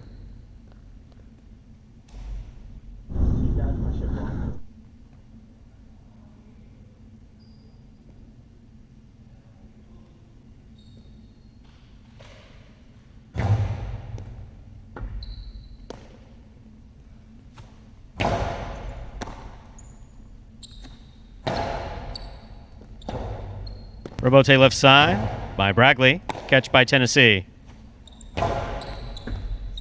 Scoop attempt missed. He makes the rebote, though. 0.5.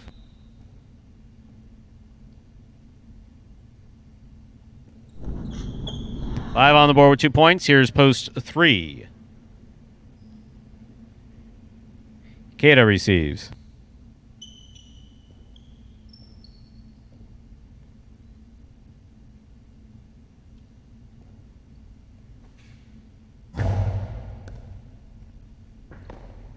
In and out of the cesta the ball goes. 0.5.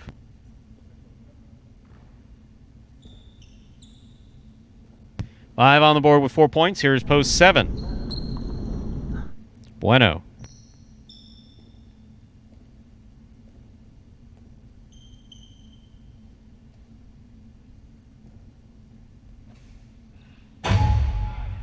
Serve gets away from Bragley and hits the rail just above the front wall. 0.7. Play continues.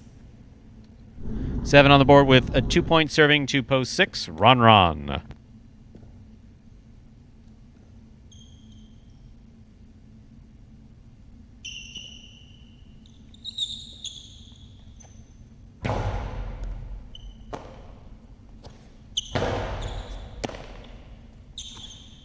Backhand by Bueno. Catch by Ron.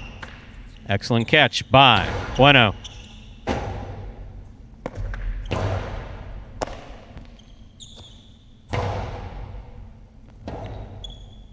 Rebote forehand by Ron. Rebote forehand by Bueno. Stays to the inside. Ron is there. Ron goes deep from the left side. Rebote comes out to the 7 line. Forehand rebote turned by Bueno. Rebote to the inside. Catch by Bueno. Backhand. Bueno, good pickup at the 10 line. Strong backhand follows. 2 all, 2 wide. 0.6.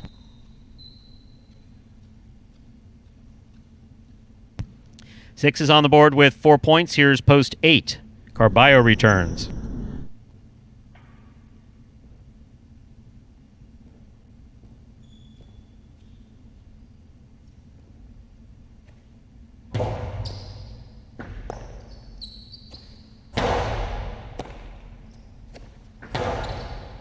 Catch by Carballo. Back to the inside. Ronron's there. Rebote left side. Fire to the inside. That's a great catch by Ronron and a nice backhand. Fortunately, hit the overhead screen. Point 8. 8 on the board with 3 points. Here's post 2, Kubala.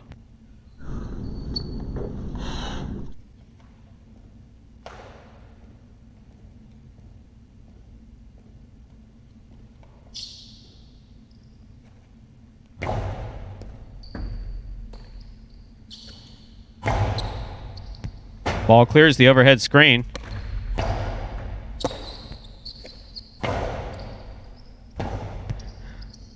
Rebote forehand fired back to the inside. Kubala forehand Rebote. Catch by Carballo. Point 8.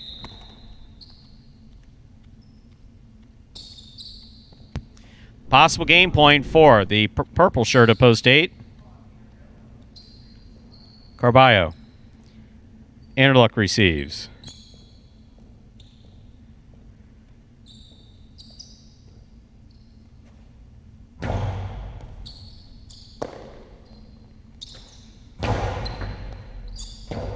Rebote left side, clipped the sidewall. Anderluck has it on the forehand. Anderluck faked the 2-all, put it inside. Carballo caught it.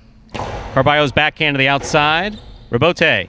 Oh, good effort to try to make that rebote by Anderluck. It falls short. Point and game, post 8, Carballo. 8 wins it 5-6 and 1. Playoff for second and third place. 5 first serves, 2-6.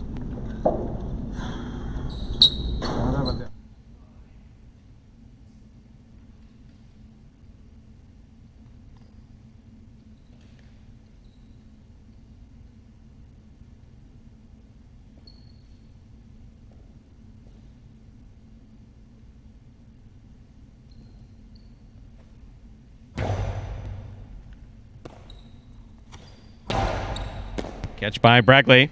Hard throw from the forehand of Bragley. Ron just trying to flip it up to the front wall. Point 5. Possible place point for post 5, Bragley. Trying to stop him. Post 1, Anderluck.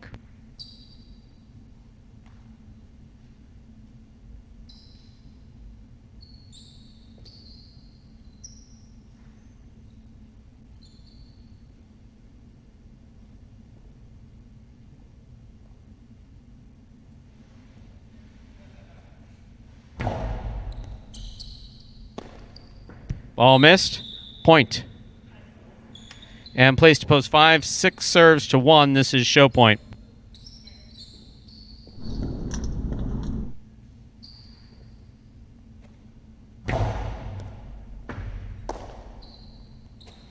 Powerful forehand throw by Anderluck. Good catch by Ron.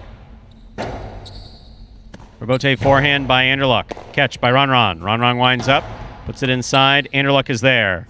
Backhand down low, scooped up by Ron, but not held on to by Ron. Point and a third place finish to post 1, Anderluck. 8-5-1 is the unofficial order for Game 6.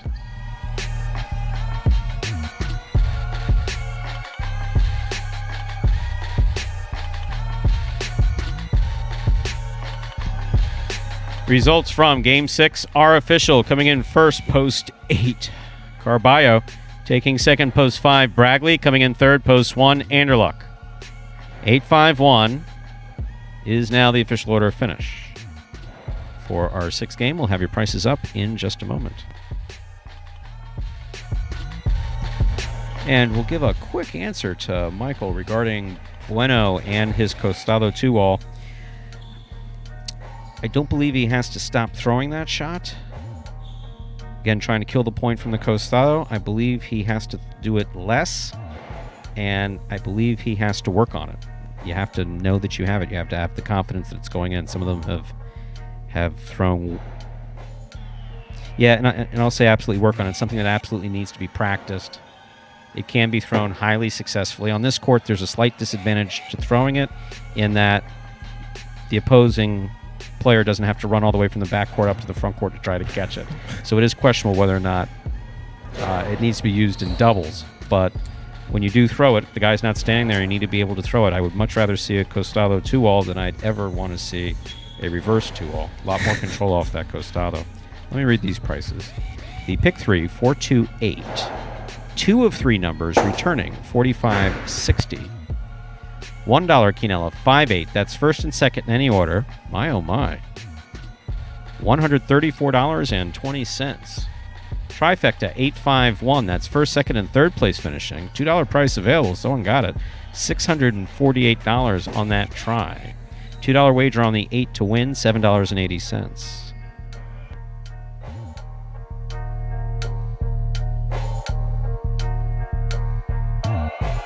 Up next, Game 7, a spectacular 7. Doubles match, the second in our Doubles Championship Series for this afternoon's performance. There is a scratch. Douglas has been scratched in all his scheduled appearances. Game 7, post 6, scratch Douglas. Replace Douglas with Vuelo. Game 7, post 6 is now Asier in the front court, Vuelo in the back court. Post time for Game 7 is now just 6 minutes away. Good luck.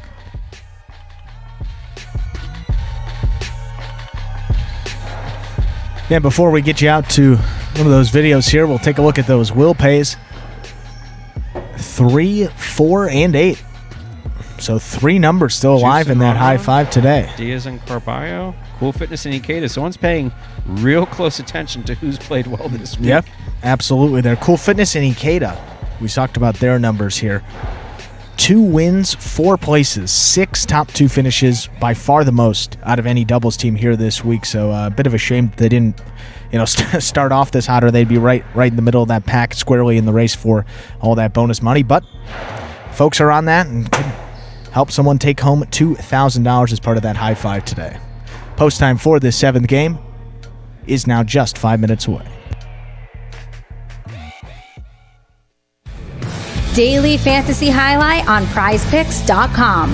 Sign up with the referral code HIGH, that's J-A-I, to get a special first-time deposit match. Just pick over or under. It's as simple as that. There's no salary cap or draft, only the lines. It's Daily Fantasy Sports, simplified at prizepicks.com. And folks, yes, continue there signing up for Prize Picks, one of the leaders in daily fantasy sports. They make it pretty simple for you. They set the projection in a variety of sports. Football, basketball starting back up here pretty soon. College basketball, at least this week. But football mostly, UFC, and pretty much anything you can think of, any sport-related stuff. Golf, they got that going. That's going strong there. They set the projection. All you have to do, over or under. You select it, and that's all you have to do. Different from those weekly drafts that we have with the Highlight Channel with a budget. Prize Picks allows you to bet on individual players, and then you can mix and match amongst a variety of sports each and every day. Now, for a limited time, as that video said there, they're offering special incentives for signing up. Go to prizepicks.com, or you can download their app in the App Store. And when you go to sign up, type HIGH, J-A-I, into the referral code field. And if you do that, make a $100 deposit. Guess what? Prize Picks will match that. They'll put another $100 into your account, just like that, for you to play with and work with there. So you'll have $200 for just the price of $100. Then here's where it gets even more interesting. If you send us a picture of your computer or phone screen as proof that you use that code HIGH, again J-A-I, when you signed up, you will qualify also for a double cash prize if you win a week of the Highlight Channel's Fantasy Highlight, either the last 2 weeks of this season here or in 2021 with that expanded highlight schedule. So it's as simple as that. All you have to do is sign up at Prize Picks, use the referral code HIGH when you do so, and most importantly, you have to make sure to take a picture of the sign-up page where we can actually see the referral code field with the word HIGH typed in it. So that's the screen before you click to submit your sign-up. Go ahead and send that photo to info@thehighlightchannel.com, and that's all you have to do. You'll qualify for the double cash prize, and you get that $100 bonus deposit match. A couple free entries to get you started on Prize Picks, as well as promotions that they have each and every day. So it's a win-win. Sign up at Prize Picks. That's Prize, PICKS.com today. Or, as I said, you can download their app in the App Store and play right on your phone or any other device. Or most other devices there. Can't say everyone for certain. That brings us now to just under 2 minutes till game number 7. This closes out the high 5. There is a scratch here in the 7th game. Douglas, out of all of his scheduled appearances here today, you're going to replace him in post 6 with Vuelo in the backcourt. 3-4-8 alive for that high five.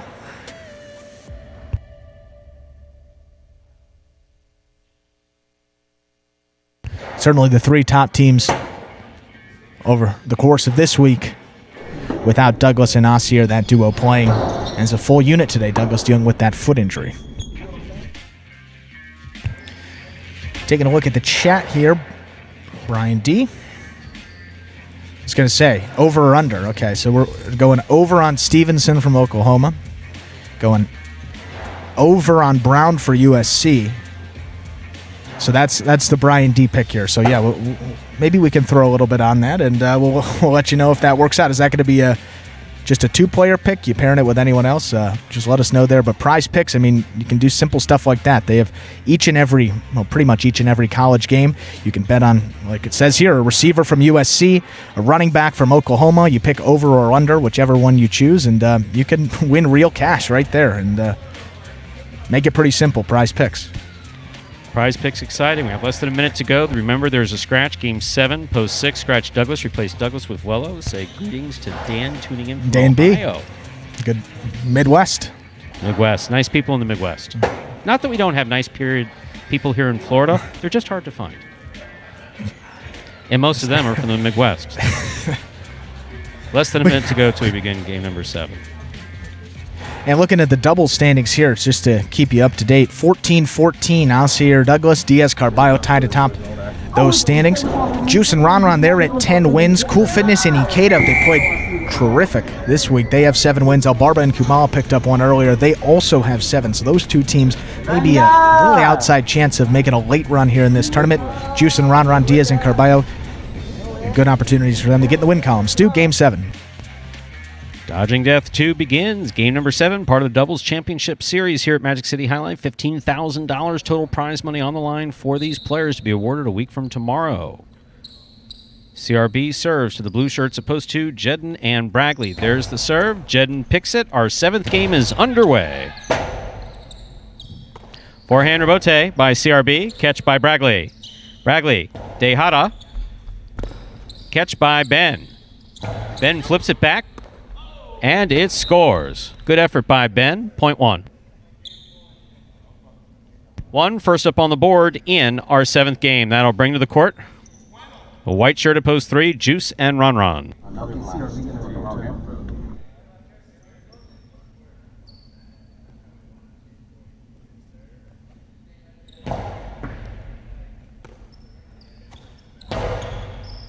Excellent catch by Ben. Powerful backhand from the 10 line. The rebote comes to the 8. Ron's there. Into the overhead screen it goes. Point 1.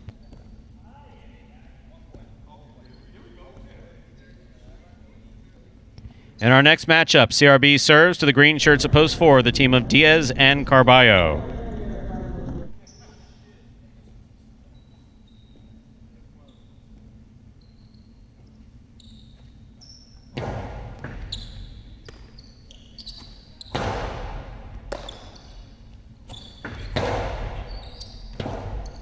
Carballo rifles the rebote right up the middle. Ben catches it. Forehand throw from the 11 line. Caught in the air at the 10 line. Carballo right at Ben's feet. Perfectly thrown. Ben got the rebote off. Here's Carballo. Carballo. Strong backhand. Rebote coming all the way out. Rebote forehand. And right between his legs it goes. And put your helmet back on your head. That's it. Rebote forehand by Carballo. Point still going. No, he's not there. That was slightly less than professional announcing. Point 4. Black shirts at post 5 receive Bueno and Tennessee.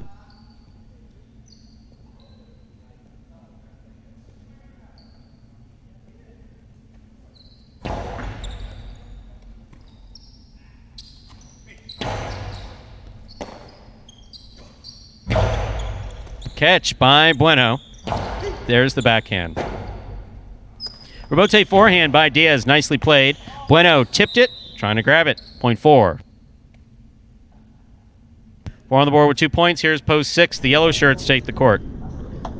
Asier in the front court. Substituting for Douglas in the back court. Vuelo.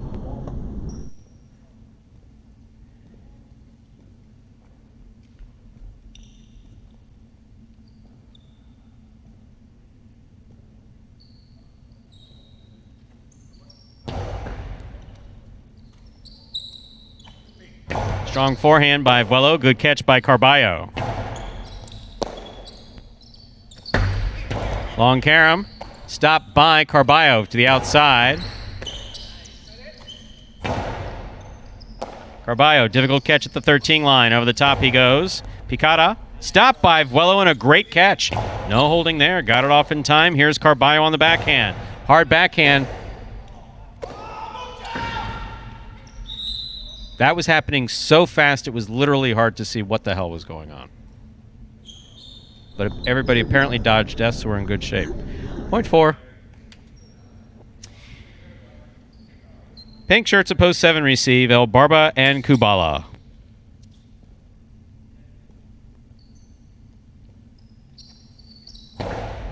El Barba picked a difficult serve. Had him off his footing, though. The Coastie 2-all goes into the pad. Point 4. 4 on the board with 4 points. Here now to complete the first round and receive, wearing the purple shirts of post 8, Cool Fitness and Ikeda.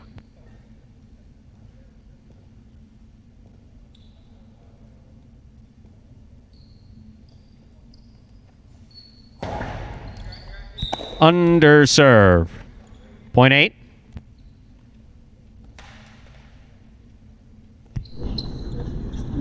Here are the blue shirts of post 2, Jedden and Bragley. First round's complete. All matchups are worth 2 points now through the end of the game.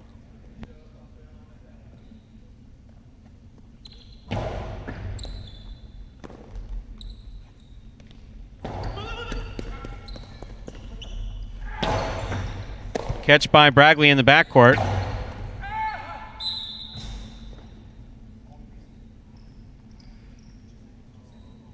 Point 2. 2 on the board with 2 points. Here's the white shirts of post 3, Juice and Ron.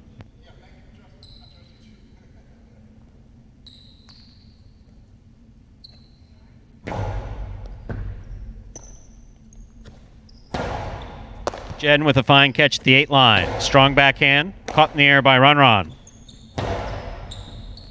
Scoop attempt tipped. Off the scoop attempt. Well, I said scoop attempt tipped, so that is point to the 3. 3 on the board with 2 points. Here's post 1, CRB and Ben.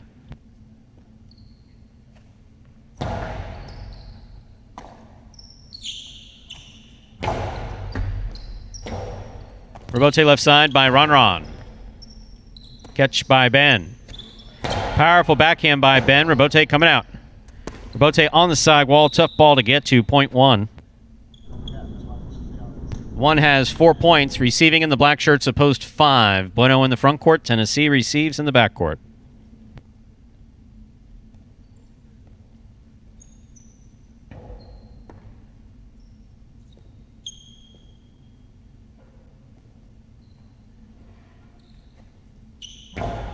Bueno picks the serve.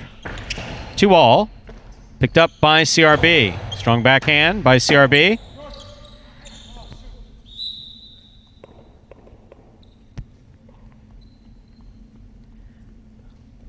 Point 1.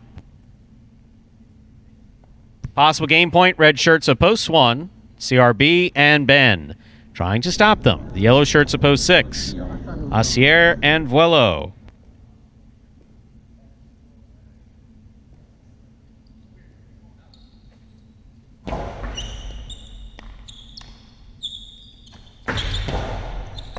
Scoop by CRB. Crossing the sidewall, Vuelo comes up with a great catch.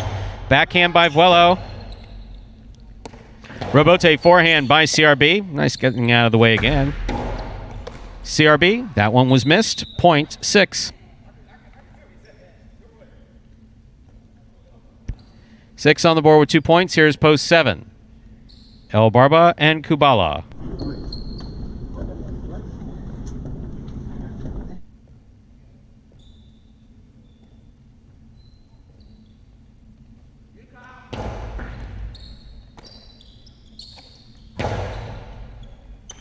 Ball dropped in the backcourt.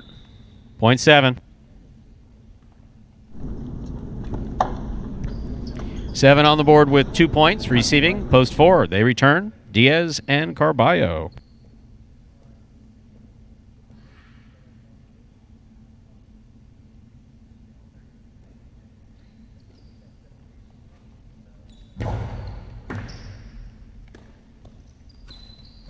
Strong backhand by Carballo. Good catch by Kubala. Picada by Kubala. Carballo from under the bridge turns the rebote on the forehand. That one got away from him, hit the overhead screen, point 4. Possible game point for the green shirts of post 4, Diaz and Carballo. The 8 team receives Cool Fitness and Ikeda.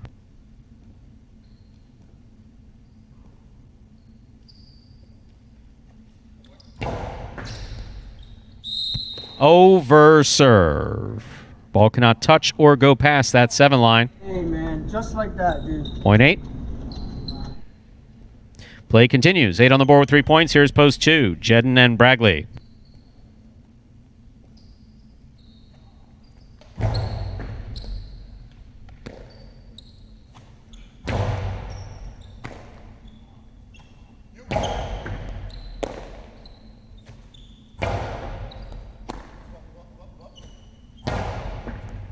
Catch on the forehand of Bragley.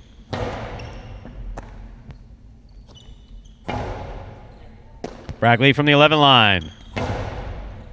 Ikeda, pick up at the 12 line. Scores on the return, point 8. Possible game point for the purple shirts at post 8. Cool Fitness and Ikeda. Trying to stop him, post 3, Juice and Ron.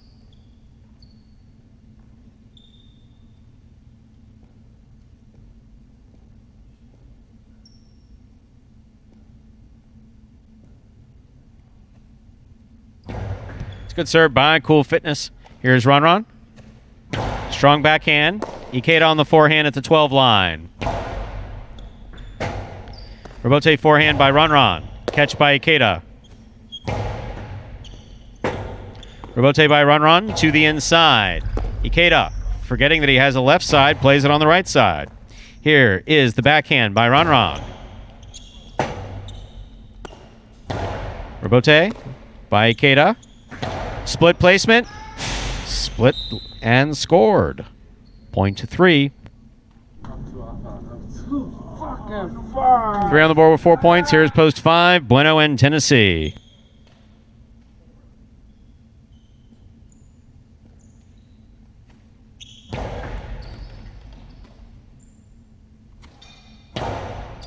Catch by Ron. Strong backhand. Rebote comes out. Rebote forehand by Bueno. Catch by Ron. Great catch by Bueno. Nice backhand. Catch by Ron. Backhand at the 11 line. Rebote low. Point 3. 7th game is locked. 3 has 6. 1 has 6. 3 serves 1 for the game.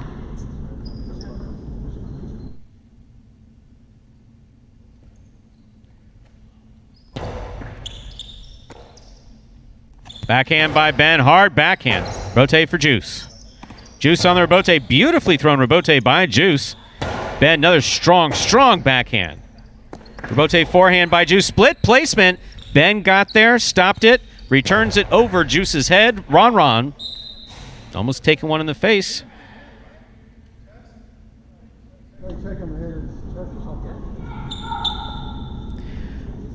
Point and game to post 1, the red shirts.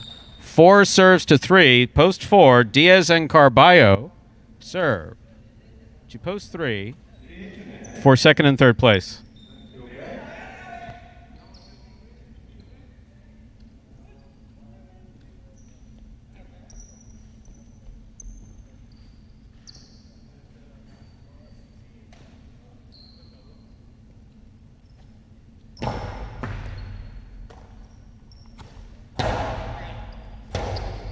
Rebote forehand, caught the top of the pad, literally landed on top of the pad. Point and plays to post 3, 4 shows. Unofficial order, finish 1-3-4.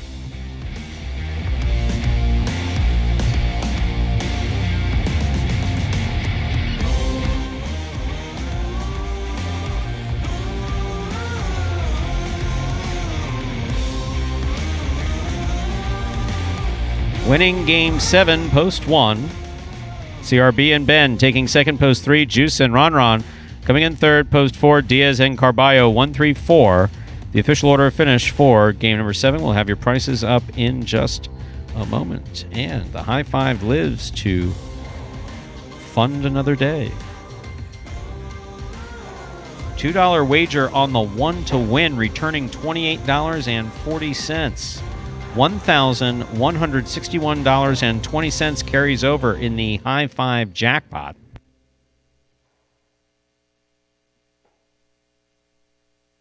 $2 Quinella 1-3. That's first and second in any order. $40.40. 50-cent try 1-3-4. That's first, second, and third place finishing. $338.40. The high five 84281.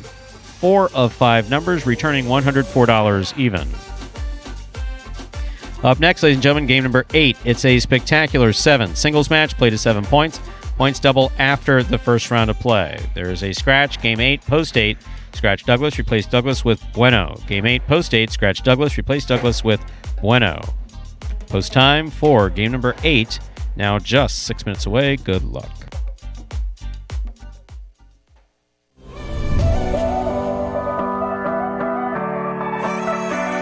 Catch by Bueno.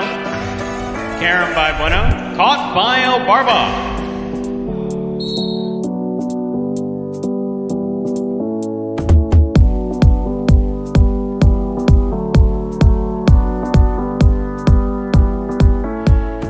Robote left side.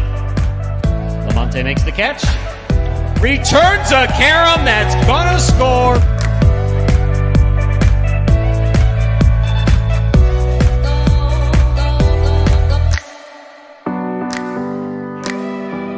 Tight to the inside. Robote comes out. Diaz sends that just under the overhead screen. High bouncer comes Assier just in front of the 11 line. That's a long Carom. That one will score.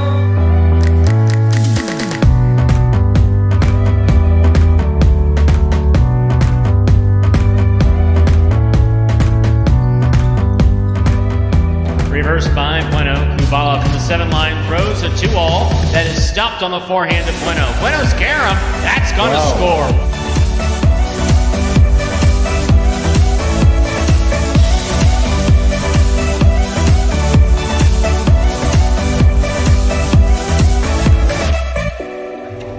Wow. Carballo takes it in the air, throws a Carom back to the outside, and that scores. What a shot.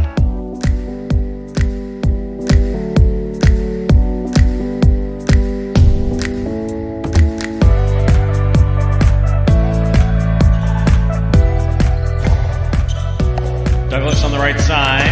Sidearm Carom opens up beautifully.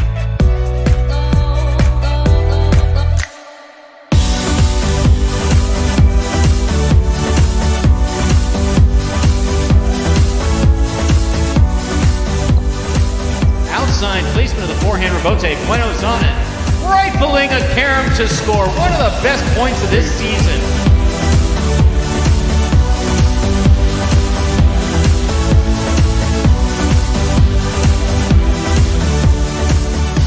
Ragley from the 10 line.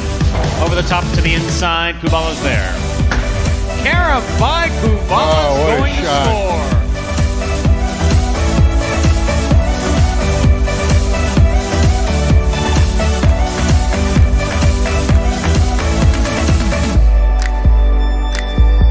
By Ron. Catch on the forehand of Vanderloop. What a Carom. Wow.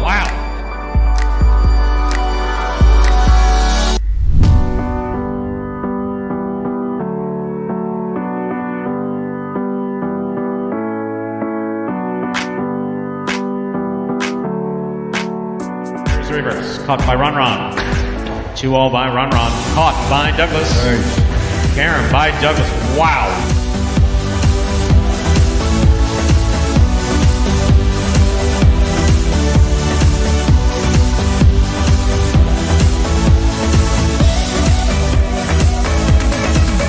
And folks, those were the top 10 Caroms last season here at Magic City Jai-Alai. Takes us now to Just about 2 minutes till we get into game number 8 here. Closes out that mighty Ocho. And we have a scratch. Game 8, post 8. Scratch Douglas. Replace Douglas with Bueno. Game 8, post 8. Scratch Douglas. Replace Douglas with Bueno. And since there's been some interest in Tennessee and the snacks, he hasn't done the snacks run this year. Not COVID friendly. Yeah, no. It's not to have a big pile of just snacks just sitting there. No. Everyone's hands and no. No, we've been very fortunate that the wondrous F&B department here at Magic City. Terrific. Before we never see them. Yeah. The garbage is gone when we get here. When we come back, there's 2 waters and a Gatorade, or 2 Gatorades and a water in each player's station. It's pretty unbelievable. Yeah, it's. Yeah, I guess We're on a pretty tight Gatorade ship. fairy comes and just poof. The Gatorade fairy, Kubala. That's what he asked for Christmas, I think. Well, you see those payouts for the mighty Ocho? Yep. Hadn't got as much action today as it did this week, but we saw that pool up over 200 a couple times. What happens a week from tomorrow? Guess what? Yeah, forced out Scott again. Drives the Brinks truck full of $3,000 because you need a truck for that amount of money. Yeah, up to the back, and all force outs will happen next Sunday in conjunction with the close of the 2020 season. So, Ocho and the high five. Mighty Ocho and the high five will be forced out, and mandatory force outs with the minimum guarantee. 3,000 in the Mighty Ocho, 2,000 in the high five. So, quick math, at least 5,000 going out that day. At least. And we could be looking at a bit. That's to them. Then to the players, you got 15, and 15 is 30, and 10 is 40. That's one of those you pay for dinner and no one's reaching into the pocket for the credit card. $45,000 going out next Sunday to the players. It's in addition to Boleto and prize money and salary. It's quite a payday. I'll say. Deservedly so. I mean, at this point, I mean, it's hard to believe these guys have been, what, 7 months about? May. Yeah. July, August, September. This would be November. 6 full months. 6 full months. And going to be adding more. Yep. Next year. More highlight coming next year to Magic City. Good stuff. Up. Game 8, Stu. Time to begin our 8th game. A spectacular 7 singles match. Played at 7 points. Points double after the first round of play. Serving in the red shirt at post 1 is Ikeda. Receiving in the blue at post 2 is Carballo.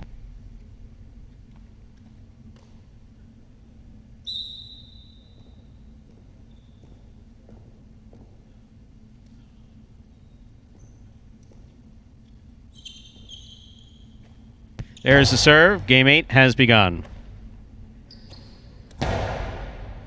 Catch by Ikeda. Forehand from the 9 line. Play to pass. Carballo for the rebote. Swing and a miss. Midcourt. Point 1. Entering the court. Ready to receive. The white shirt at post 3. Kubala.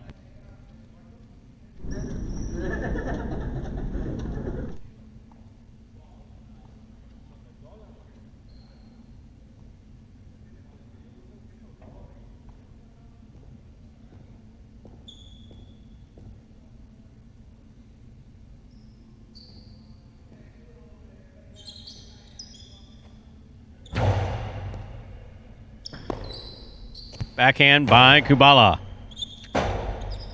Rebote forehand by Ikeda. Catch by Kubala. Kubala goes deep from the left side. Rebote forehand by Ikeda. Kubala makes the catch. Hard throw right to the inside. Goes off the tip of Kubala's cesta. Point 1. One now serves to the green shirt, post 4. Oh, that's 25 for sure. Jedin.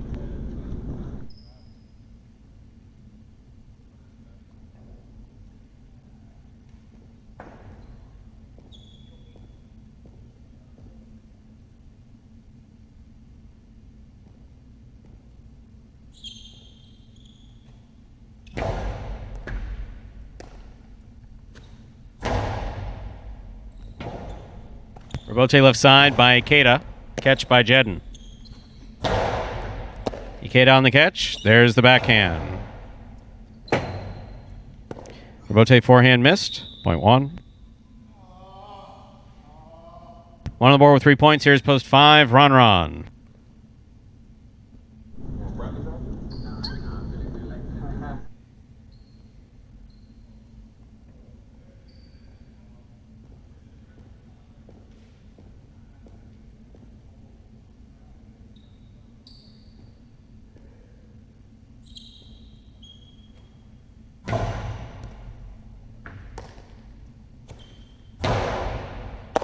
Ikeda on the backhand. Rebote forehand by Ron. Catch by Ikeda at the 9 line.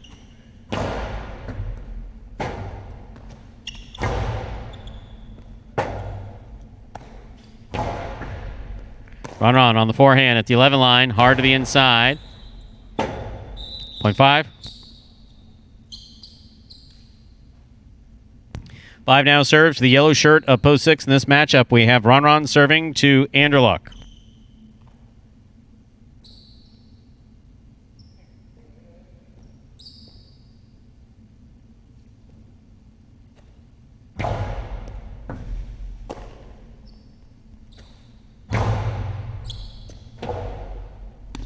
Rebote forehand by Ron. Anderluck maneuvering around Ron. Picada. Cut off by Ron on the left side. Nice backhand. Catch by Ron. Nice backhand. Rebote by Anderluck. Catch by Ron. Rebote forehand by Anderluck. Outside placement. Anderluck was there but could not bring it in. Point 5.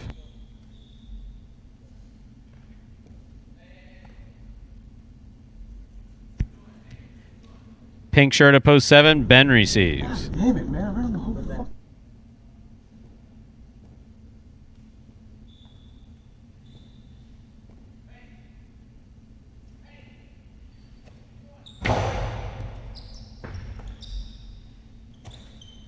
Powerful backhand.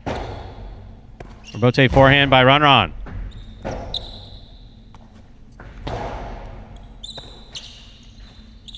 Costado thrown hard to the inside and scoring. Point 5.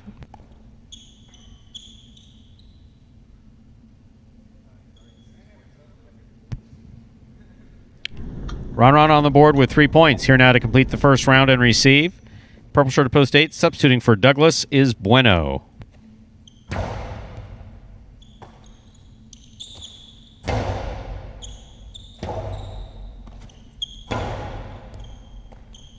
Ball tipped. Point 5. That completes the first round of play. All matchups are worth 2 points now through the end of the game. First to return in the second round, the blue of post 2, Carballo.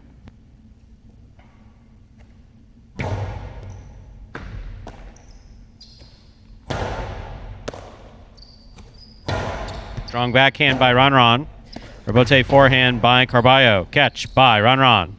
Costado to the inside. Carballo looks for the rebote. Midcourt placement picked up by Ron. 2-all. Can't hang out there waiting for him to throw the 2-all like that. Point 5.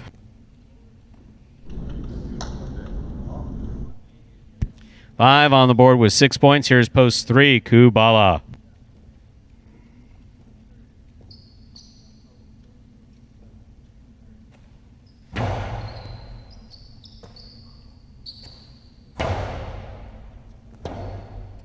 Rebote forehand by Ron.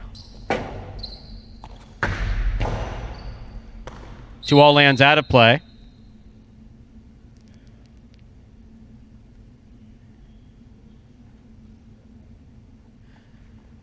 Point and game, ladies and gentlemen, for post 5, Ron.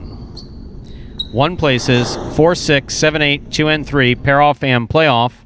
4, third place. 4 first serves to 6.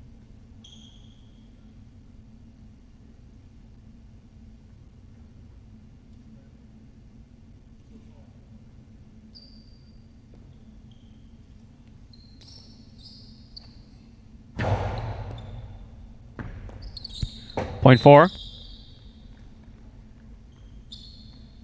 7 now serves to 8. I'm all right.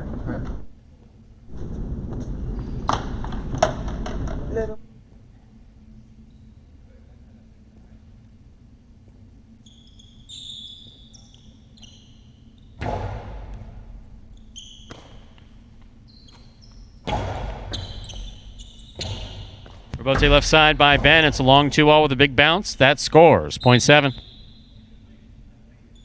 2 now serves to 3. The winner of this point meets 4 and 7 in the continuing playoff for show. 2 serves 3.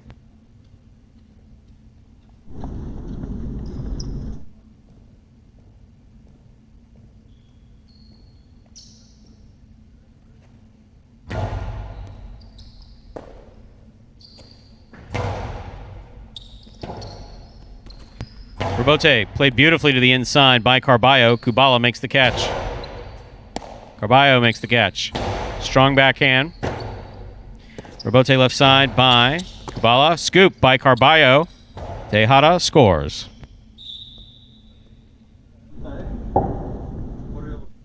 Four, 7, and 2 playoff for third place. 4 serve 7.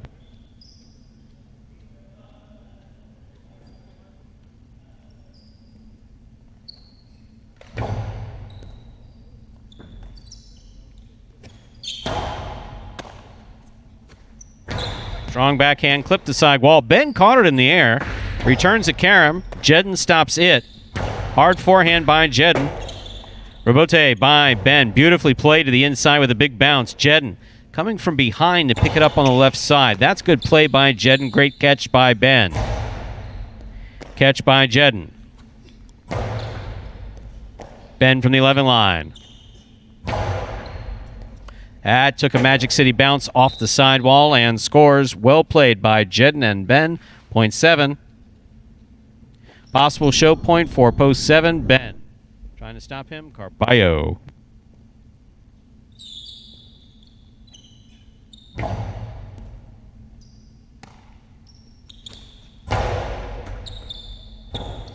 Robote left side by Ben. Scoop by Carballo. Hard forehand. Will score for Carballo. Point 2. We'll turn him around now. 2 serves to 7. This is show point.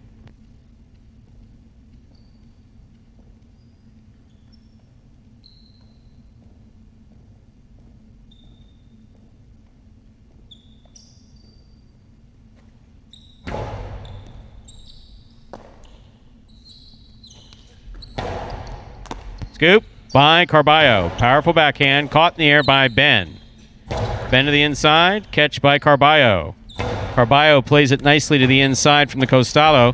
Nice Robote forehand by Ben. Catch by Carballo. Outside placement read by Ben, but not held on to by Ben. Other than that, excellent play. Point and a third place finish for post 2. Carballo. Unofficial order finish 5-1-2.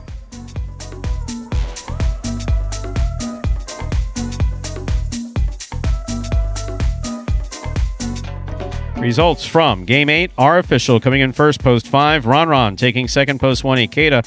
Coming in third, post 2, Carballo. 5-1-2, the official order of finish for Game number 8. And though I have absolutely nothing to do with the casino side of operations, I occasionally will saunter through it. A highlight slot machine does sound interesting. That'd be pretty darn cool. Described in the chat, and that is. It doesn't matter what That's the exact type of thing, though, that's got. You know, people will think that most COOs are like, no, we don't. That's right up his alley. Whereas kind of go, interesting. But if in the animations, you can make it whatever you want. Oh yes, and look, that's what I'm saying. It's all digital, so as long as you have Griffin the designs. Has not been with us for a long time, but Wheel of Fortune slot machine still generates a lot of money for the Merv Griffin Corp. Yep. So if they have to use my voice saying SHIT, Stu, this is how we really make the. That's right. That's right. Hold on, Brian. Thank you. Thank you. Scott.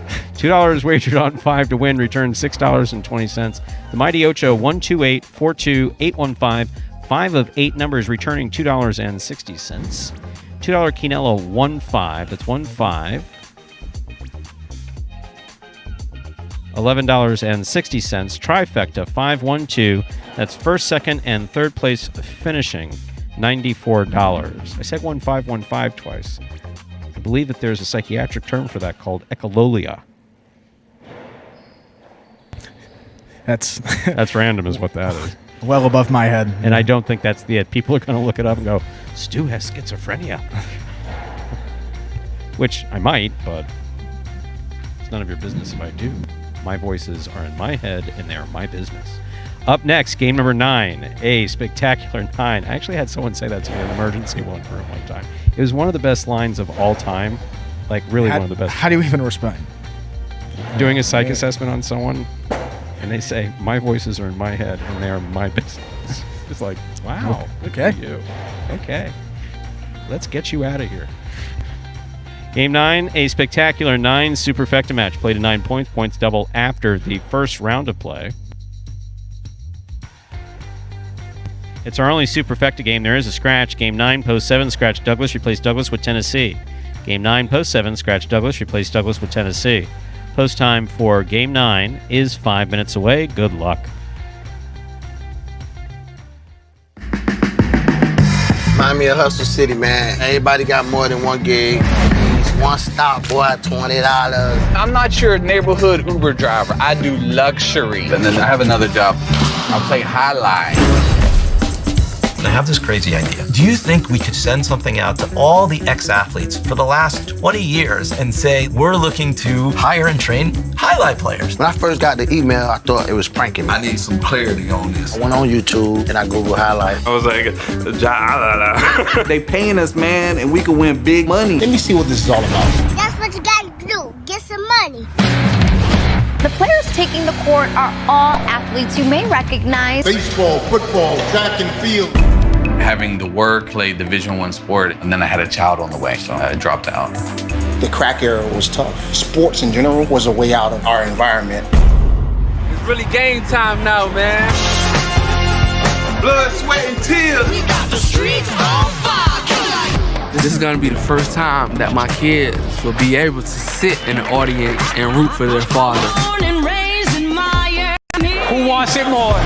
This is a sacrifice I think is going to pay off in the end. This is a dream for me. I gotta win. Can't get drama better than this. Highlight became the new hustle. Let's get ready to play.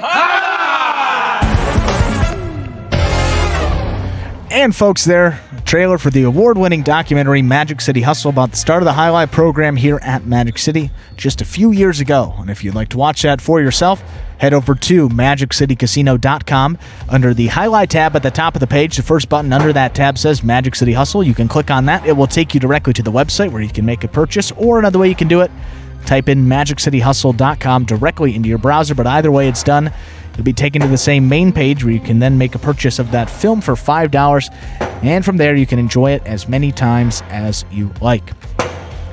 Takes us now to about 3 minutes until we get into game number 9. Make that 2 minutes, a superfecta 9-point singles match, and this video here will explain some of the subtle scoring differences between Spectacular 7 and Spectacular 9 scoring. Spectacular 9 singles games are played with 8 players. Each player wears a different color jersey numbered 1 through 8 on the front. These numbers are traditionally referred to as post numbers. Post numbers are used to signify the order in which the athletes will play in a game. These numbers are also used for betting purposes. Don't be confused by the numbers on the back of our jerseys. Those are just for fun. Each game begins when the player in the post 1 red jersey serves to the player in the post 2 blue jersey. The served ball must land between the 4 and 7 lines marked on the court's side wall. If the ball lands between those lines, the serve is good and play continues until one of those 2 players wins that matchup. The player who loses the matchup exits the court and waits for his next turn at the end of the rotation. It's important to note that every game has 2 rounds. The first 7 matchups in a game make up round 1. Each matchup in round 1 is worth 1 point. Round 2 refers to all matchups that take place after the 7th and final matchup of round 1. The number of matchups in round 2 varies from game to game. And in round 2, each matchup is worth 2 points. The first player to earn 9 points wins the game. And we're less than a minute here from game number 9. Just a couple national days to get to, Stu. We'll touch on them. I know the people are on the edge of their seat. National Stuffing Day. You figured that would be just a couple days later in November, but here we are on the 21st. Not like there's anything like Thanksgiving leftovers before. I didn't like stuffing growing up. As a guy who loves, I didn't get it, and then I realized it was just bread. Stuffing as long as there's no celery and no nuts. That's fair. You can see that. We got 2 more here. National Red Mitten Day. Canadian Olympic pride. For any of the Canadian viewers out there, well, in support. Gay Olympians in Canada? Or just... Represents Canadian Olympic pride. Oh, okay. Yeah, no, just red mitten. Yeah, red mitten just encourages to wear red mittens to support Canadian athletes. And then National Gingerbread Cookie Day. You know, we love a good gingerbread cookie, gingerbread house, holiday time. A couple ones that fit the billing for this time of year. Game number 9, Stu, close out the day. As you can tell by the weather here in South Florida. Already yeah, gingerbread houses a and balmy 78 degrees. It was actually nice last night. It was like 72 yeah, or something. cooler. Yeah, I like that. Nice. Okay, let's begin game 9. A spectacular 9 superfecta match. This game is played at 9 points. Points double after the first round of play. Serving in the red shirt at post 1, Anderluck. In our first matchup, Anderluck serves to Ben in the blue at post 2. Anderluck serves. Game 9 begins.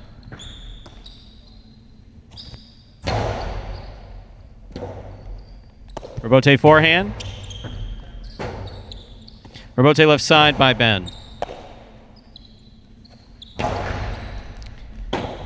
Point 1.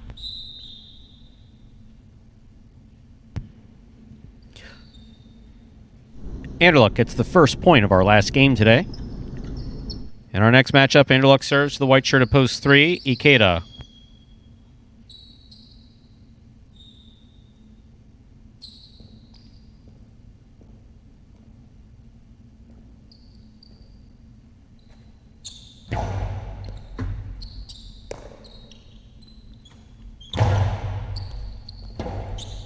Robote forehand, swing and a miss by Anderluck, point 3.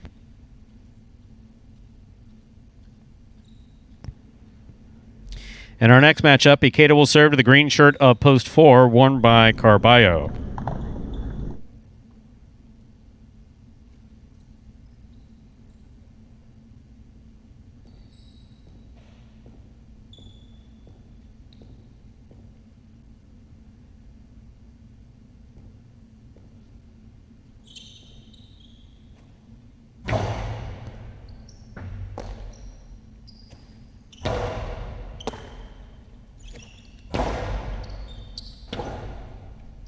Robote, 2-all, soft touch. Ikeda gets there. Harder touch, and it scores on the return. Point 3.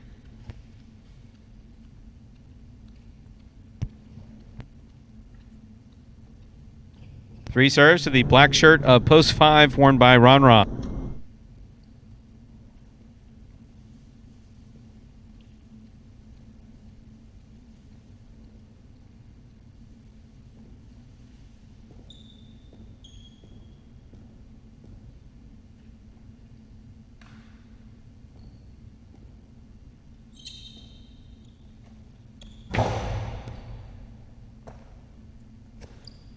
Powerful backhand by Ron.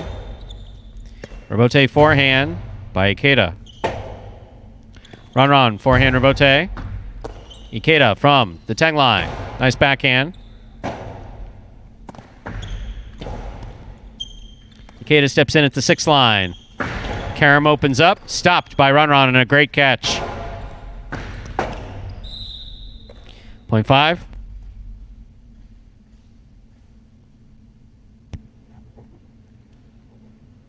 Yellow shirt at post 6 receives. Here's Kubala.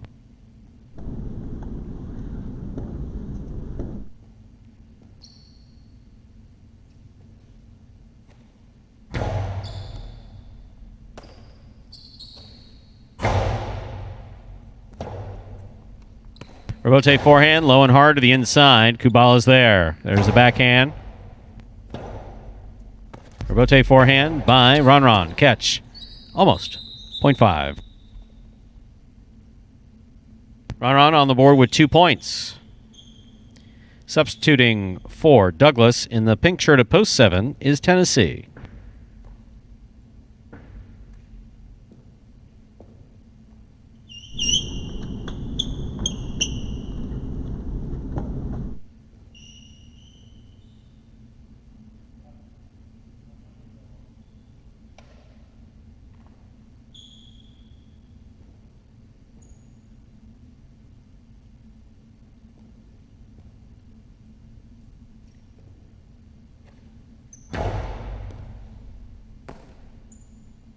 Backhand by Tennessee. Catch by Ron. Rebote left side. Hook to the floor. 0.5. Here now to complete the first round and receive the purple shirt at post 8, Bueno.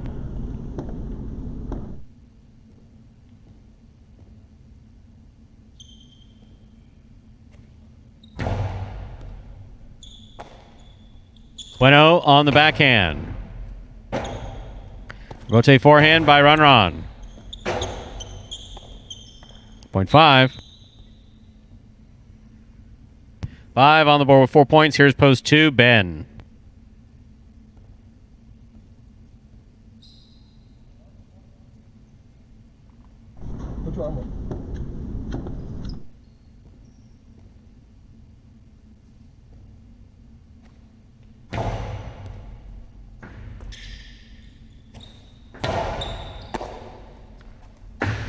Costado 2-all with a soft touch will score for Ron. 0.5. 5 on the board with 6 points.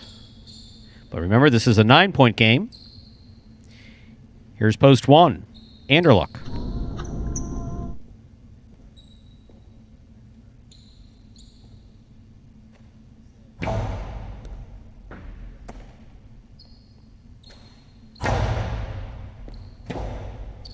Rebote left side to the inside. Anderluck picks it up. There's the backhand. Rebote forehand by Ron. Anderluck at the 8 line.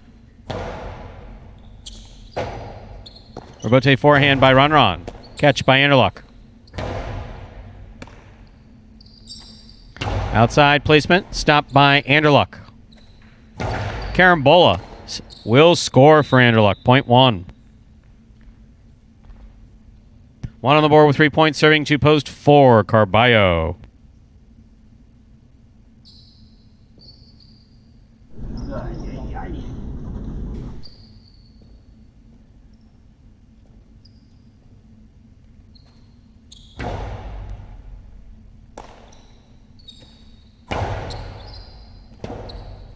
Rebote left side by Anderluck to the inside. Excellent catch by Carballo. Strong backhand, got away from him, hit the overhead screen, 0.1. Anderluck has 5 points. Once again, this is a 9-point game. In this matchup, Anderluck serves to the white shirt at post 3, Ikeda.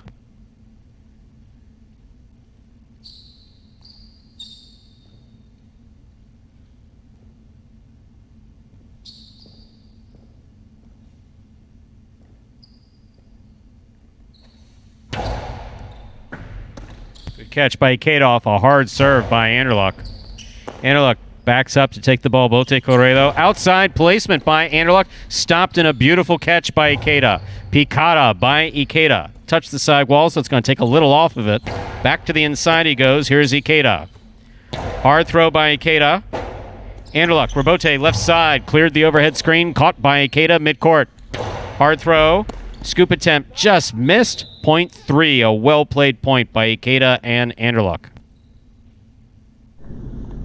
3 on the board with 4 points. Here's post 6, Kubala.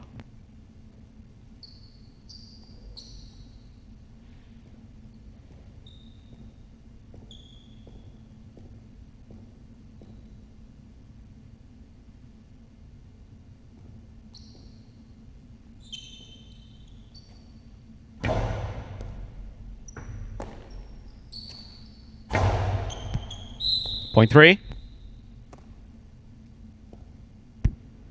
3 on the board with 6 points. Here's post 7, Tennessee.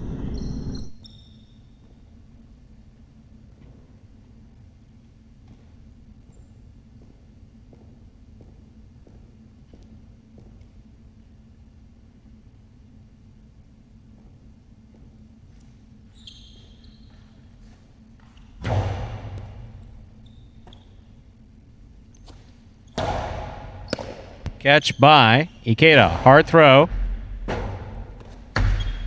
2-all. Stopped by Ikeda.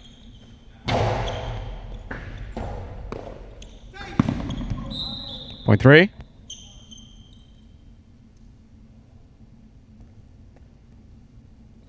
Possible game point 4. Post 3. Ikeda trying to stop him. Post 8. Bueno.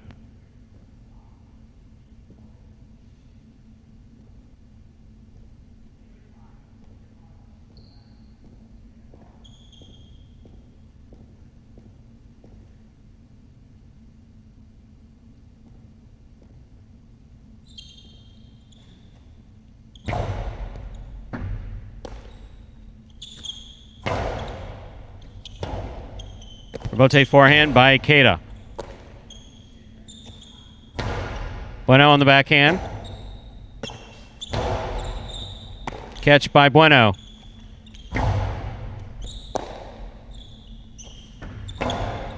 Scoop by Bueno. Holds onto it. Nice backhand.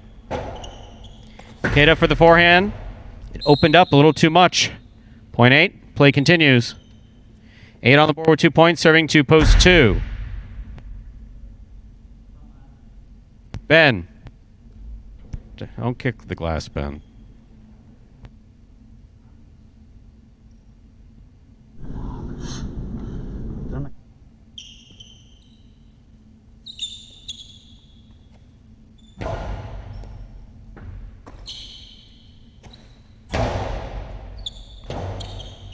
Rebote left side by Bueno to the inside. Catch by Ben. Holds onto it. Forehand to the inside. Scoop by Bueno. Missed. Point 2.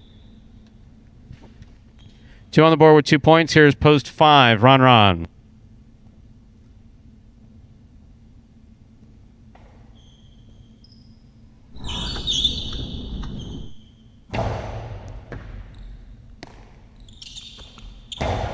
Nice backhand by Ron.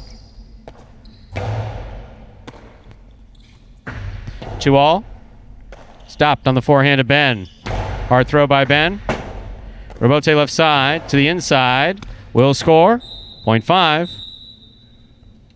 Possible game point for the black shirt at post 5.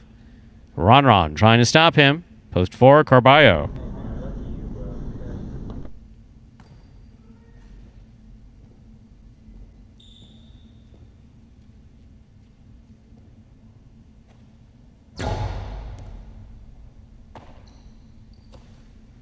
Powerful backhand by Carballo. Rebote left side to the inside. Catch by Carballo.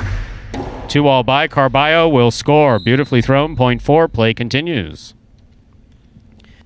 4 on the board with 2 points. Serving to the returning 1 post. Anderluck returning with 5 points in this 9-point game.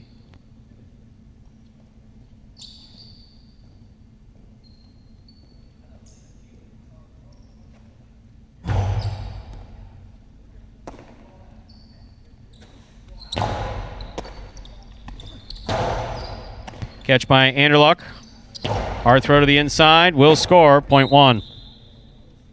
Possible game point for Anderluck in the red shirt at post 1. Trying to stop him. Post 6. Kubala.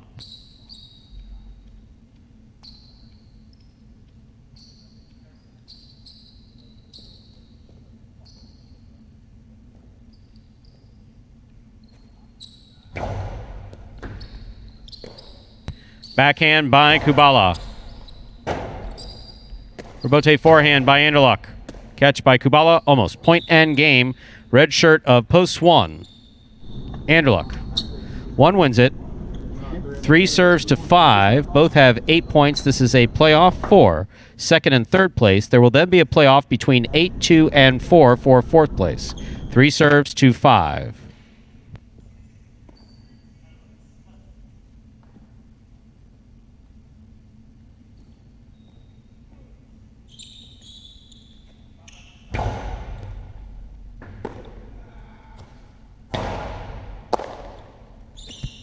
Powerful backhand by Ikeda. Catch by Ikeda. Back to the inside he goes. Ron on the backhand. Hooked Rebote. Point and place to post 5. 3 shows. This is a playoff for a quad point in this Superfecta between 8, 2, and 4.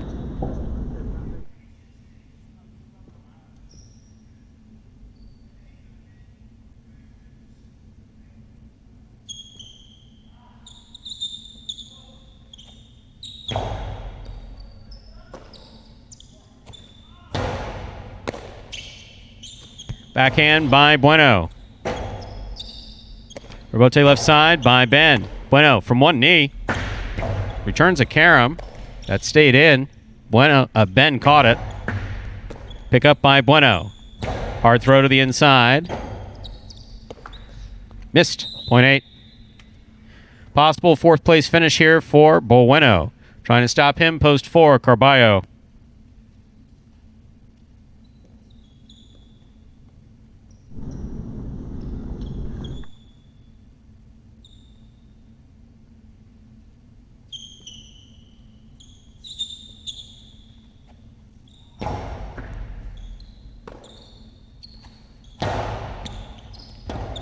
Rebote left side by Bueno. 2-all. Scooped up by Carballo. Tremendous catch. Big carom, big bounce, big score. He's taken off that cesta a little too soon. Point 4. Got one more. We'll turn him around now. Yeah, it was so good. I know you think you should just get it, but no, you got to win the next one too. 4 serves 8. This is quad point, and Bueno's not going to want you to do that, so he's going to do something fancy too.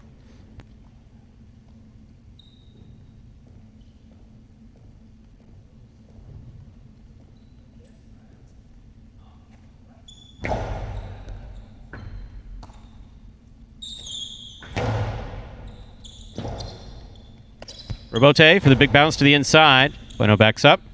Good catch by Bueno. Nice backhand. Clears the overhead screen. Forehand rebote by Carballo. Bueno. Catch by Carballo. Carballo back to the inside. Bueno makes the catch at the 9 line. Nice backhand. Tejada. Not Tejada enough. Throw to the inside. Rebote left side, clip the sidewall. Bueno catches it in the air. Back to the inside it goes. Scoop by Carballo. Carom by Carballo. That was beautiful. Yeah, we need that more time quad you can points. win it. There you go. Yeah, that's worth the $15. Absolutely. Great play too, Christopher. Awesome. Signed up for prize picks. Point and a fourth place finish to post 4, Carballo. Wow. What a way to close it out there by Carballo. Couldn't have asked for anything better. 1, 5, 3, 4. 1, 5, 3, and 4 is now official. I saw JR make the call. Coming in first, post 1, that was Anderlecht. Taking second, post 5, Ron. Coming in third, post 3, Ikeda. And taking the quad, certainly most well-deserved 15 this season, going to Carballo there.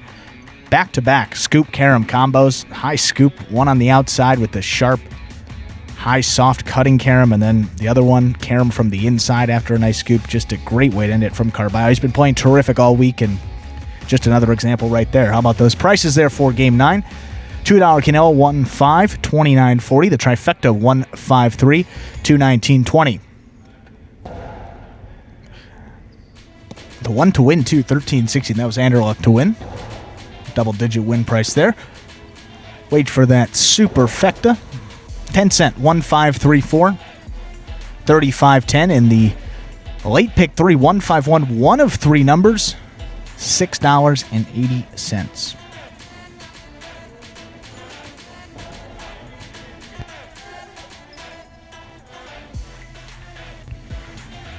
And a terrific way to close out that performance there, giving some good momentum headed into tomorrow, where we will close out the playing week. Looking at these single standings here.